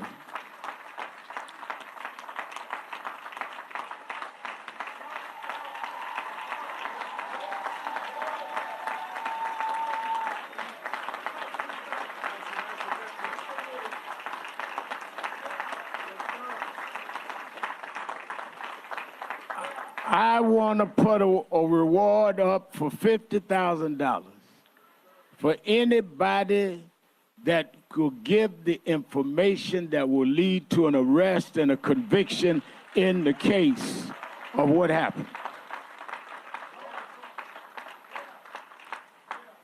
He was not on that island by himself. Somebody saw something and knows something. So I didn't come to make money, I came to give money. Stand up and tell the truth. Whatever it is, good or bad, we're not going to prejudge it, but we cannot end it until we know all the facts. I just got a text, Christine and Elma, you know that Tyler Perry said he would pay for the funeral. He must be watching. Because he said, I'm going to match you and put up $50,000 more. So we putting up $100,000 for anybody that'll come forward. We just want the truth, that's all. We just want the truth. And we want to thank Tyler Perry. He must have been watching. We want to thank Colin Kaepernick, who paid for Colin Kaepernick, a real giant in our community that shouldn't be disrespected by anybody. It certainly was quite emotional. I was texting Tyler Perry. I actually talked to him a little bit earlier, and he had definitely confirmed that $50,000 or $100,000 reward that will go to, if someone is arrested and convicted. One of my panel right now, Ome Congo, it's unfortunate that we have to return to these places, these stories, and it's not just Nolan Wells or other stories that we've been covering as well, but families are still demanding answers to the death of their loved one. Yeah, these are always hard to watch the mothers, and then obviously, watching the fathers as well. And, definitely shout out to Tyler Perry and Colin Kaepernick and, been stepping up in this moment. It's Roland, as you've been sounding the alarm right now, and other people have as well, we are in a crisis right now as it relates to what's happening to our children. They are ending up missing. They're ending up being hung. They're ending up drowning. They are, and we don't have a Justice Department that's going to follow these cases. We're out on our own on so many levels. And I am not speaking right now to Nolan Wells, but there are things happening to our children right now that I believe many of them are the result of racist people who are hunting us. We can add some of these police cases to them as well. And we are on our own as it relates to searching for justice. And I'm thinking of Ida B. Wells, and, in this particular moment right now. Parents are scared just scared in so many ways. The conversations that I'm having, with other parents and the like. And so I'm doing everything possible from a distance to uphold this family. And it's just really important that with no other networks really uplifting this, going back to your conversation with Hughes, in terms of Black spaces, that we continue to uplift and call attention these social media outlets to put out this information, because we deserve to be treated better than this. Our children deserve a better future than this. And in many different instances and ways, it's being robbed, and in many ways without accountability. So we're going to find out what happened to Wells. My heart breaks for him and his family. But we just have to be very mindful in speaking up about this is our kids are not just disappearing on their own. Something more is happening. And we need to keep raising the alarms and make other people accountable to raising that alarm as well, including these officers who don't care to investigate what happens to our kids in places like Mississippi. Yep, Yolanda? Yeah, Roland, I'm just going to say, as a mother of a Black man myself, it was very hard to watch his mom talk about her baby, because it doesn't matter how big they get, how old they are, they're our children. So I'm thankful that she was able to find some laughter in her sorrow, because sometimes your kids just do stuff and it makes you smile even in horrific times. So I hope that she and Nolan's father cling on to the good. But let me be clear about what's going on. This is not new, what happened to Nolan. And there were so many Black people that thought we made it. We had a Black president. There is no racism. There is racism, and our children are in danger, and we are in danger. And what I see with Nolan's case, it's almost like the Black people are almost coming together like we were during segregation, when we knew the only people that we could count on was ourselves to save ourselves. And to the people that sent that hate mail to his home, screw you, there's a special place in hell for you. But let me be clear to try to insinuate, because you have to go get a high-powered lawyer and legal team to investigate, because the police in Mississippi won't investigate. And the police in Mississippi are telling a narrative and speculating before they've investigated to protect the white prominent families, almost like the Murdaughs in South Carolina. They're trying to tell a story, and we're not stupid. We're not going for it. I want to thank Tyler Perry. I want to thank Reverend Sharpton for coming up with the $100,000, because I know that whoever was on Horn Island and they have information, they know the system is set up against them. They know it. And anything that we can do to help motivate them to have the courage to do what they need to do to make things right is admirable. And to anybody in the hate mail who says they doing this for publicity, let me be clear. This is what I learned about rich white people. There's only a couple of ways to make them pay attention to you. And one of the ways is to take their money. So they need to be sued. They need to be deposed, and all of their secrets need to come out during the court system. So that needs to happen. And perhaps, although I do not have trust at all in the criminal justice system in Mississippi as an over 30-year criminal defense lawyer, that they are going to do anything about it. So if we can't get them in the criminal justice system, because trust and believe, if them 3 kids had been Black, they'd already be under the jail and they'd already be convicted, that we may not have that justice. And with Trump in office and the Republicans, we're literally not going to have a federal investigation, because they don't care about Black kids coming up missing and murdered. So we need to do what we need to do. We need to go after them financially first. We need to ruin them. Yes, we do, because everybody can see what's going on in Mississippi. And so what I want for us to stop doing as Black people is repeating the narrative of the white people that is just about money. And we need to control the narrative, like we were talking about with Cathy Hughes. We need to tell these family stories. We need to uplift them. We need to embrace them. And we don't just need to do it with Nolan's family. We need to do it as a Black people in racist, anti-Black America. is what we need to do. And every single solitary time we see racism rear its evil, nasty, ugly head, we need to call it out like stink on shit, like a heat-seeking missile. And so I'm thankful that the Black community has embraced the Wells family. I'm thankful that I believe that Ben Crump and his legal team and everyone else, we're going to figure out what happened. And I'm a hope, wish, and pray that they end up getting convicted. But there's a special place in hell for all of them. And they don't deserve any peace and comfort and peace of mind until Nolan's family deserves peace and comfort and a peace of mind. All right. And I respectfully submit to you, that's not going to happen because Nolan is gone. All right. Let me quickly go to a break. I'll be right back. Roland Martin Unfiltered on the Black Star Network.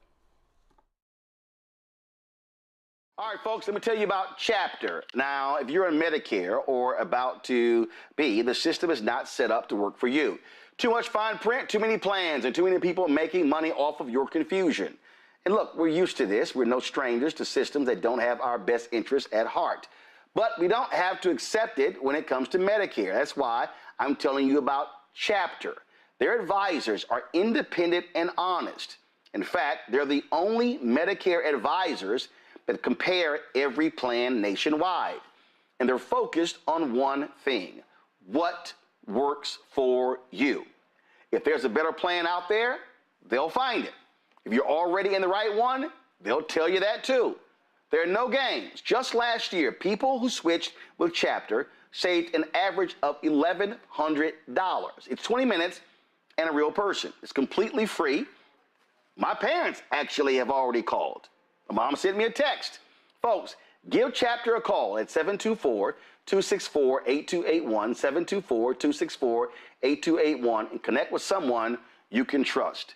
Folks, these are the kind of services that we need for our audience here at Roland Martin Unfiltered and the Black Star Network.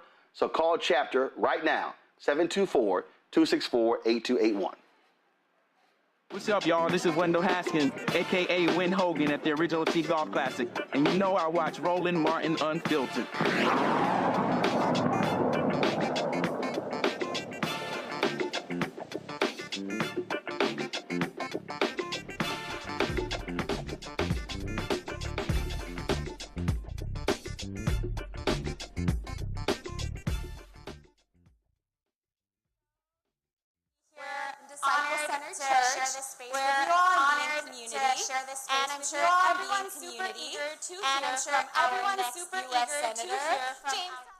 All right, folks, sorry, I was trying to get that audio straight. That's so in Dallas, in DeSoto, actually, suburb of Dallas, Representative James Tellerico is about to have a town hall speaking to African Americans there. He had one yesterday in Houston, and so once we get the audio straight, we'll go back to that. Folks, let's talk about, though, Florida.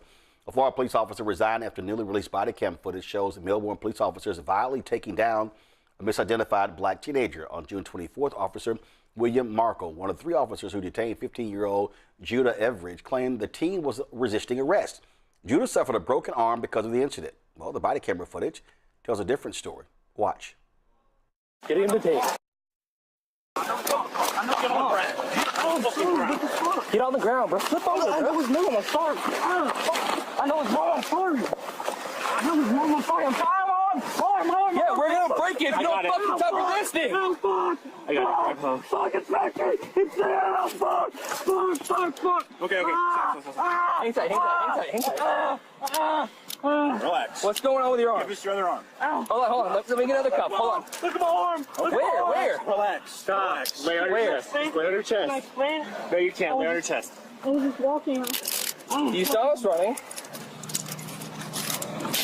I know Armani, I can't explain. I know his mom. You know whose mom? Is that female? I was just in the car with her. I was going to the car with her. You were there. What? I was in Are you Armani? No. You're not Armani? No. I don't know what's going on. I was in the car. Why are you running from us? I'm not Go to running. that guy. You said there's somebody else. I was crossing the street. What's your name? Judah, Armani ran. I saw Armani run. I know his mom. I know Armani's mom. Stand by. We might have one on standing. I know Armani's mom. I was in the car with her. With who? Somebody was talking to her. I was with Armani's mom. I was in the car with her. We're trying to figure that out. Stand by. And I was just walking home. She gave me. Where do you live at? I was dog sitting. Do you have ID? No.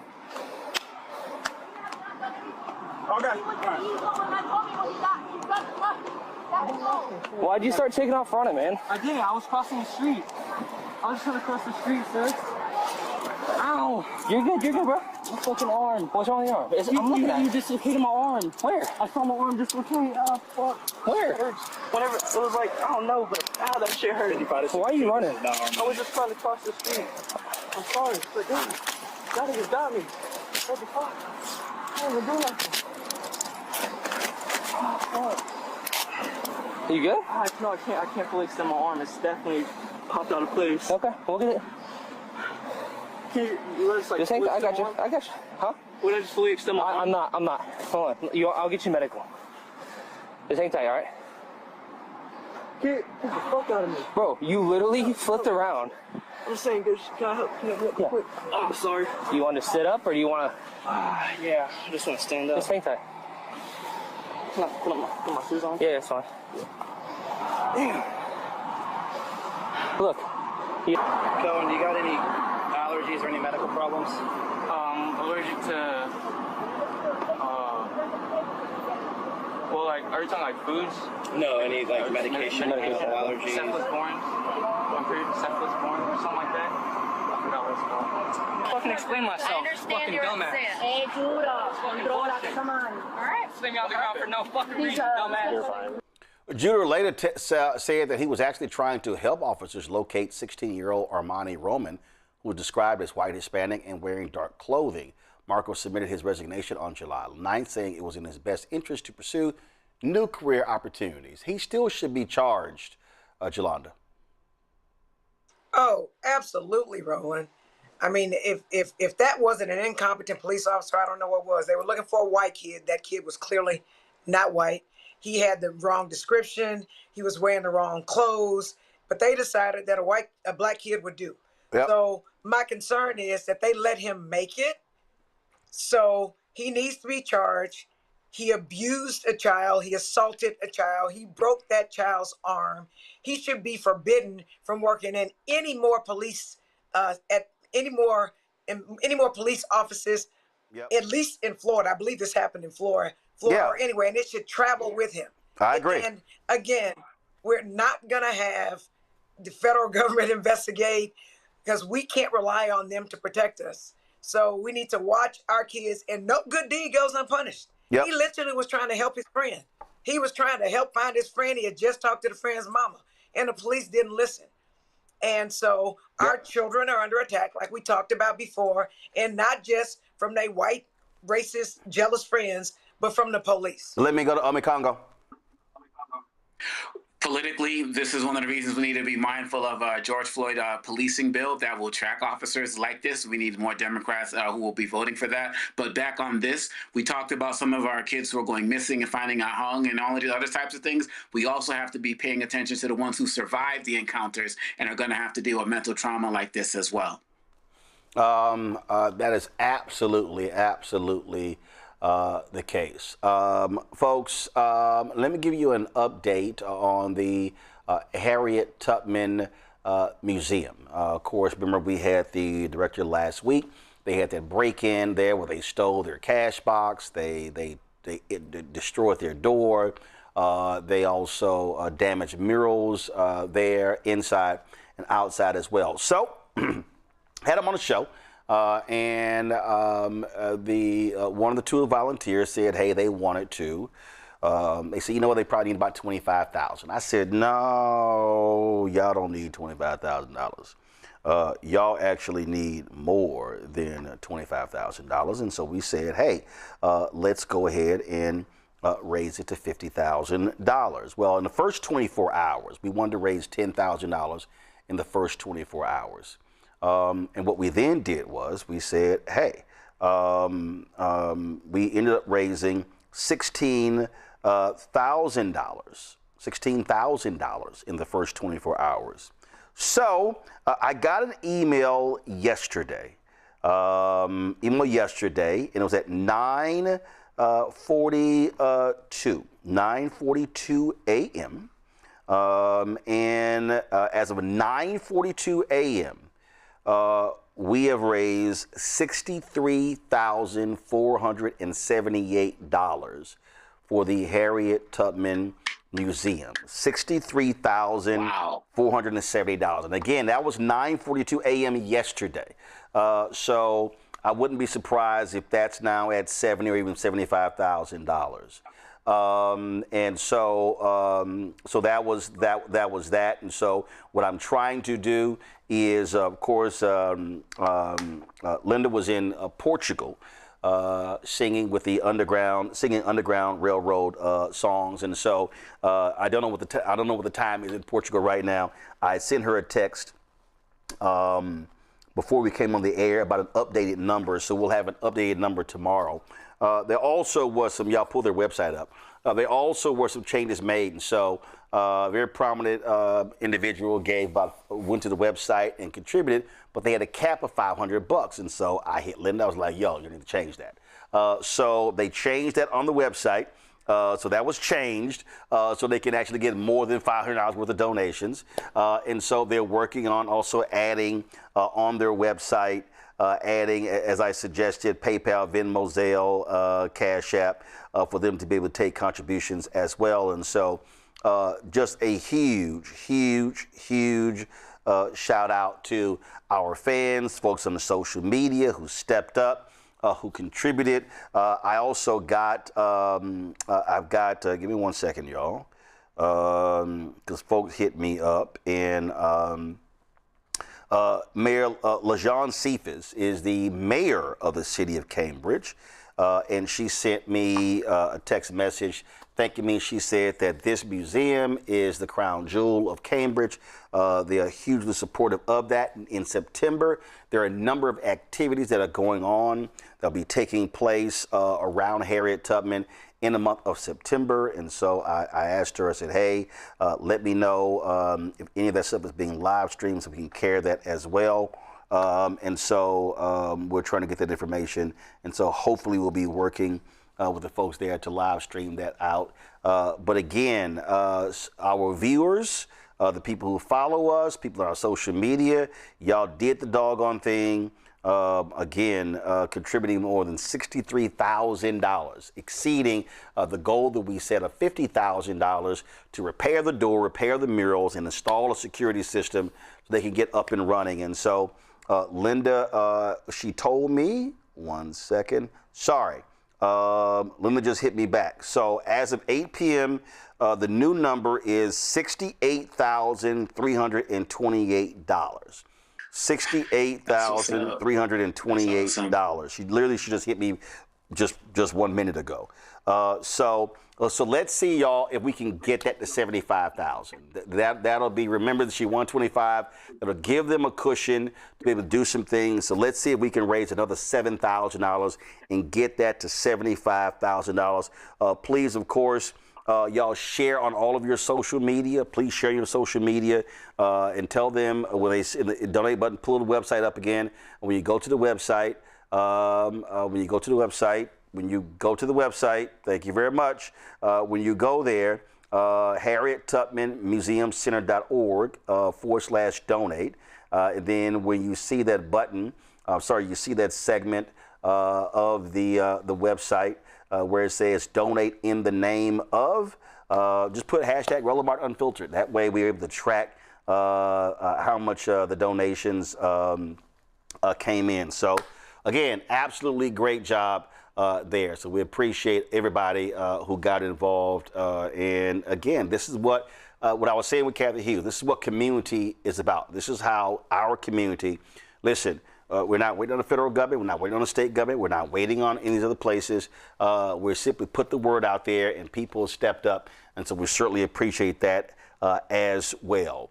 So yesterday in Houston, this is the last story we're doing, Texas State Representative James Tallarico is running for the United States Senate on the Democratic side against Republican, MAGA, crazy, deranged, corrupt Ken Paxton.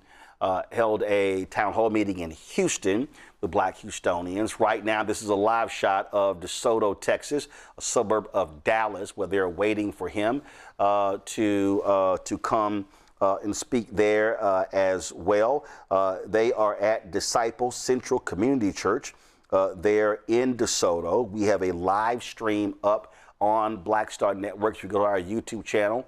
And so what's going to happen is as soon as we leave here, so what we're going to do is we're going to send everybody who's watching this show over to that stream for you to catch that. You know, this is important. I saw a YouTube, it was actually an Instagram feed was up that just stay on this here, but the YouTube I saw, Jolanda, where it says at this point, Tallarico is polling 67+% among African Americans, which is actually higher at this point than Congressman Colin Allred, who's African American, and Beto O'Rourke were in the two previous U.S. Senate races. The reality is that Tallarico needs a huge black turnout. He's going to need a huge Latino turnout for white progressives as well. Texas is, you know, Republicans win control all statewide offices. People make the mistake, I dare say, when they say that Texas is a red state. I say, no, Texas is an unorganized and mobilized state. And so a lot of work has to be done to drive the black vote, and that means having a very aggressive strategy, an on-the-ground strategy to do so. Well, yes, it appears from this live feed that his campaign learned from what it did in Houston, because it had a whole bunch of white people. So the optics look better. The event yesterday didn't go so well for him in the black community.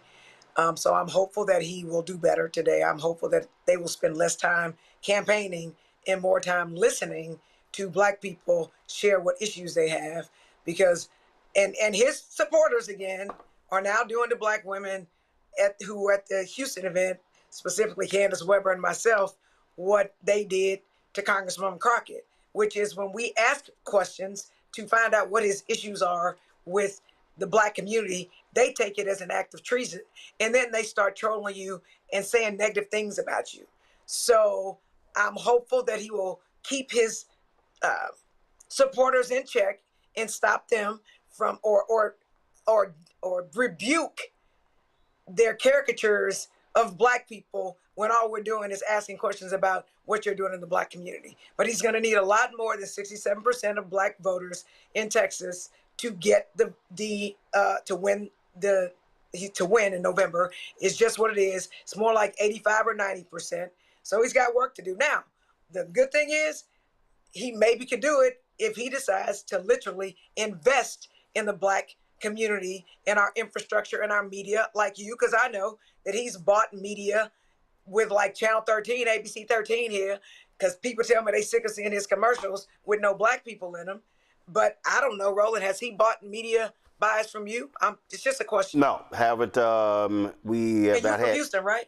We have not had any media buys from his campaign or any of the other U.S. Senate races happening, whether it's Georgia, North Carolina, Florida, Texas, Mississippi, Ohio, none of those races as well. Ome Congo. Well, first of all, it's foolish that people have not been buying ad time here. I don't watch a lot of interviews with Tallarico on some of these national networks. I only really watch his interviews when he comes on your show, because you know Texas, obviously, and he knows that you know Texas as well. And, you know, hearing Representative Jones talk about what's happening in Houston, you know, yesterday and the like, is very important for those of us who are tuning into this election and sharing all of our thoughts online, one way or the other, that we actually listen to people who are there. So I'm very interested in this live stream. I'm very interested in seeing what's going to happen. I'm very interested in continually hearing what you and Representative Jones and others who are there have to say, because people can't treat black folks like we're stupid. And people who are there, they are paying attention with a really keen eye and ear to really see what's going to come out of this. And again, this is something that's not going to be on any other network tonight. So this is an opportunity for many of us to really hear what he has to say, addressing our people, black people in a black space, clearly, which apparently didn't happen last night. Well, you had folks who were there yesterday. You had a number of things happening. Bottom line is this here. And I've said this here for numerous candidates, not just non-blacks. I've said this to black candidates. You cannot assume black people are going to vote for you. You have to have a ground game. You got to invest in black-owned media. You can't just assume folk are going to show up. You ain't going to win. And I said this directly to Colin Allred when he ran for the United States Senate. His campaign was horrible when it comes to black outreach. And so being black ain't enough. And so that's literally what has to happen. And so needs to see more of this. Let's see who this brother is speaking right now. Talking to James, and I'm going to do my little part and get out the way and pray because I know y'all came here tonight. I do want to thank James Tallarico's team. Can y'all give it up for his team? They do this every day, traveling on and off, came from Houston. So y'all can do better than that because it takes a lot. And Ceci is smiling, but she tired, y'all. She tired. And so we thank God for her. She is the greatest cheerleader in the world, and so we thank God for you, Ceci. Tonight, though, I want you to know how this came about being here. Number one, I want to thank everybody in Dallas County because you've helped Disciple Central Community Church be, most of the time, the #1 voting location in Dallas County. Y'all got to give it up for yourself because we just host. Y'all the ones do the most. And that's one of the reasons why we have this here, because of you, because you've helped bring the light and shine the light on DeSoto and all the areas here in Southern Dallas County. Second thing I want to say is I have rules for what we use our church for, not just us, but our church does. And one of the things is if we're going to do something, we're going to do it right. And if we're going to do something, James and I have been talking actually since about October. And I want you to let you know, this brother is the real deal. All right? I ain't just saying that because it's blood bank. I'm in the house of the Lord. All right? I ain't got time to be lying to you. I believe in him. And here's the other thing I want you to know, what Ceci just said, because I just spoke with him before we came in. One of my rules was, I said, James, you can't come to this city and our city is not reflected in that sanctuary.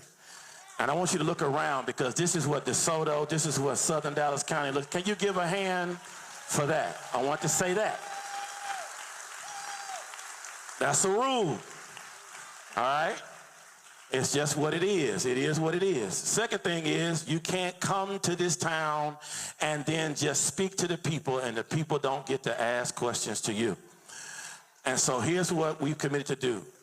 We committed that we're going to stay here, and I told him you can use this church until you get tired tonight answering questions. Because you came here to ask questions, didn't you?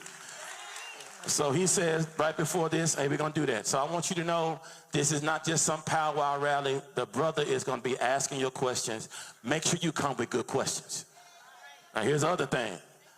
I want to make sure we are respectful in this place tonight. The reason is we do weddings in this place and we do funerals. We believe your healing can take place. We'll get you out of here. We're going to pray for you on the way out. We got to pray for, but we're going to be respectful. Everybody look at somebody and say, be respectful. I know you can get frustrated, all that good stuff, but make sure that you're respectful because it takes a lot to do this, and we know you got a lot to say, but we got a long time before we get to November. It's short, but it's long. So if you don't get your question answered tonight, guess what? You still can contact the team. You can still got time to November. Somebody say amen. All right. Now, I do want to just thank everybody again. I want to pray. And then everybody, if you would, grab hands with somebody today and make sure that... Folks, that is Marcus King, senior pastor of the church there. And they do a fantastic job in Dallas County of really encouraging folk when it comes to voting in that southern sector there. You got Friendship West Baptist Church with Reverend Dr. Frederick D. Haynes III, who will be, of course, going to Congress, replacing Congresswoman Jasmine Crockett. I mean, you've got a multitude of churches, Concord Baptist Church there as well, my alpha brother Brian Carter, and so many others who do a great job there. So here's the deal, y'all. We have the live stream going, so y'all can actually check out, see what Tellerico says. Also, the questions that people are going to be posing as well. So we appreciate that. Thelma Anderson was supposed to be on the show. She's actually in the audience, and so she'll give us a rundown of what took place. Let me thank Jolanda. Let me thank Ome Congo being on today's show. I certainly appreciate it. Thank you so very much. Folks, don't forget to support our work here. Listen, what we do here is for our people. We center us. I could easily, and I'm telling you right now, I was seeing this story. They were talking about progressive shows or shows on the left. Well, let me be real clear. And they were talking about all these different shows, and I made this clear. We're not a left show. We're not a right show. We're not a progressive show. We're not a conservative show. We're not a Democrat show. We're not a Republican show. We black. With a period. That's who we center. That's what we focus on. It's very easy. And again, and also, I don't focus on bullshit. You ain't gonna see no gossip. You ain't gonna see no reality shows. I don't give a shit about who won between Drake or some other rapper. I don't care. I don't care about none of that. I don't care about no Housewives show. I don't give a damn. Hey, guess what? If y'all want to talk about the Jay-Z concert at Yankee Stadium, knock yourself out, go somewhere else. If y'all want to talk about, who's dating who got pregnant, who's getting married, go somewhere else. We are focused on news and information.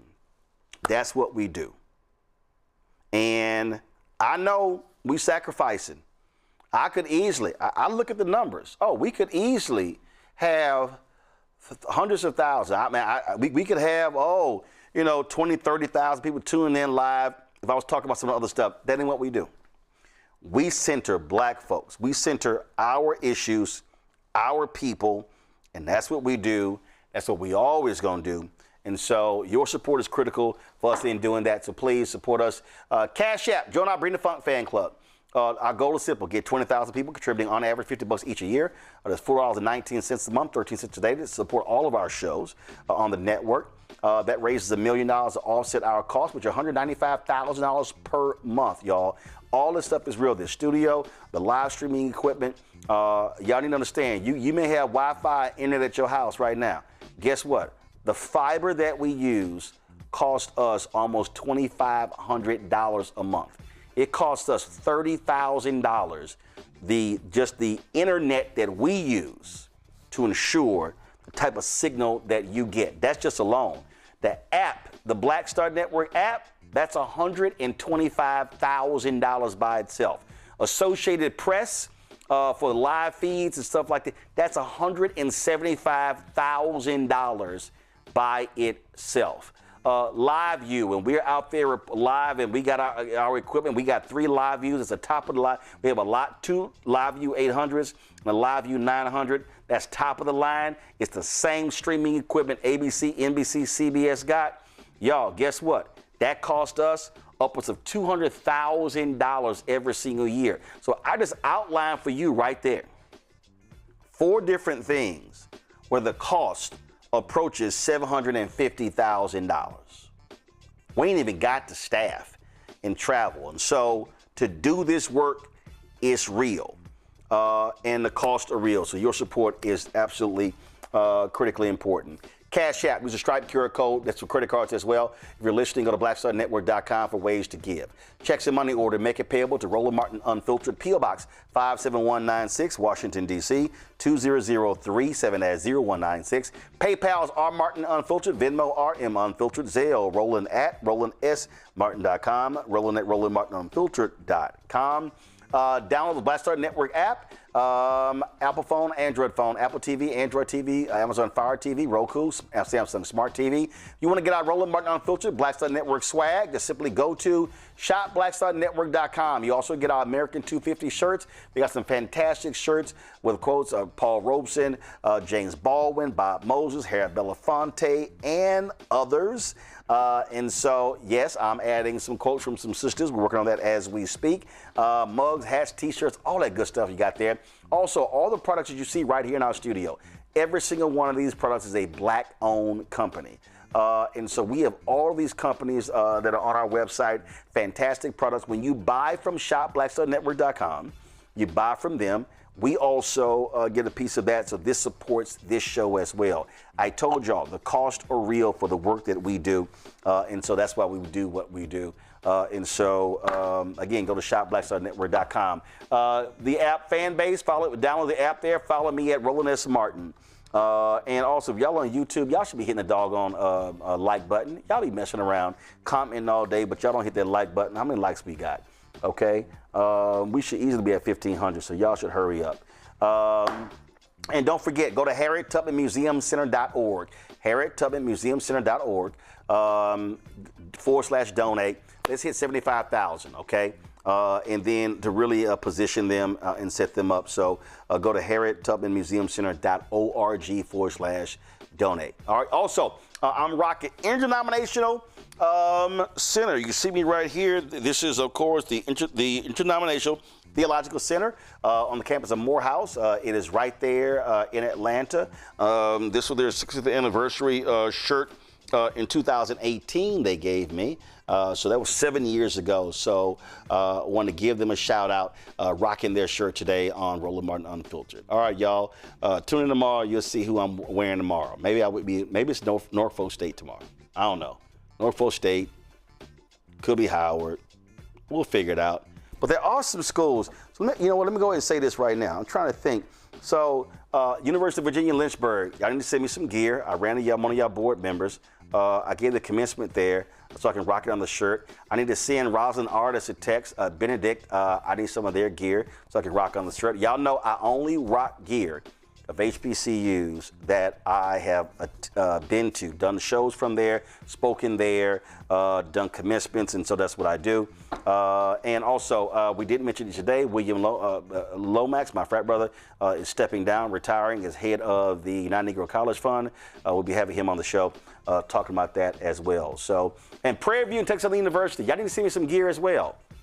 Y'all hometown, what up? So again, if you have not seen me in your HBCU, either they didn't send some gear or y'all ain't invited, brother. I'm only gonna wear gear that I get invited to. All right, y'all, that's it. I'll see y'all tomorrow right here, Roland Martin Unfiltered on the Black Star Network.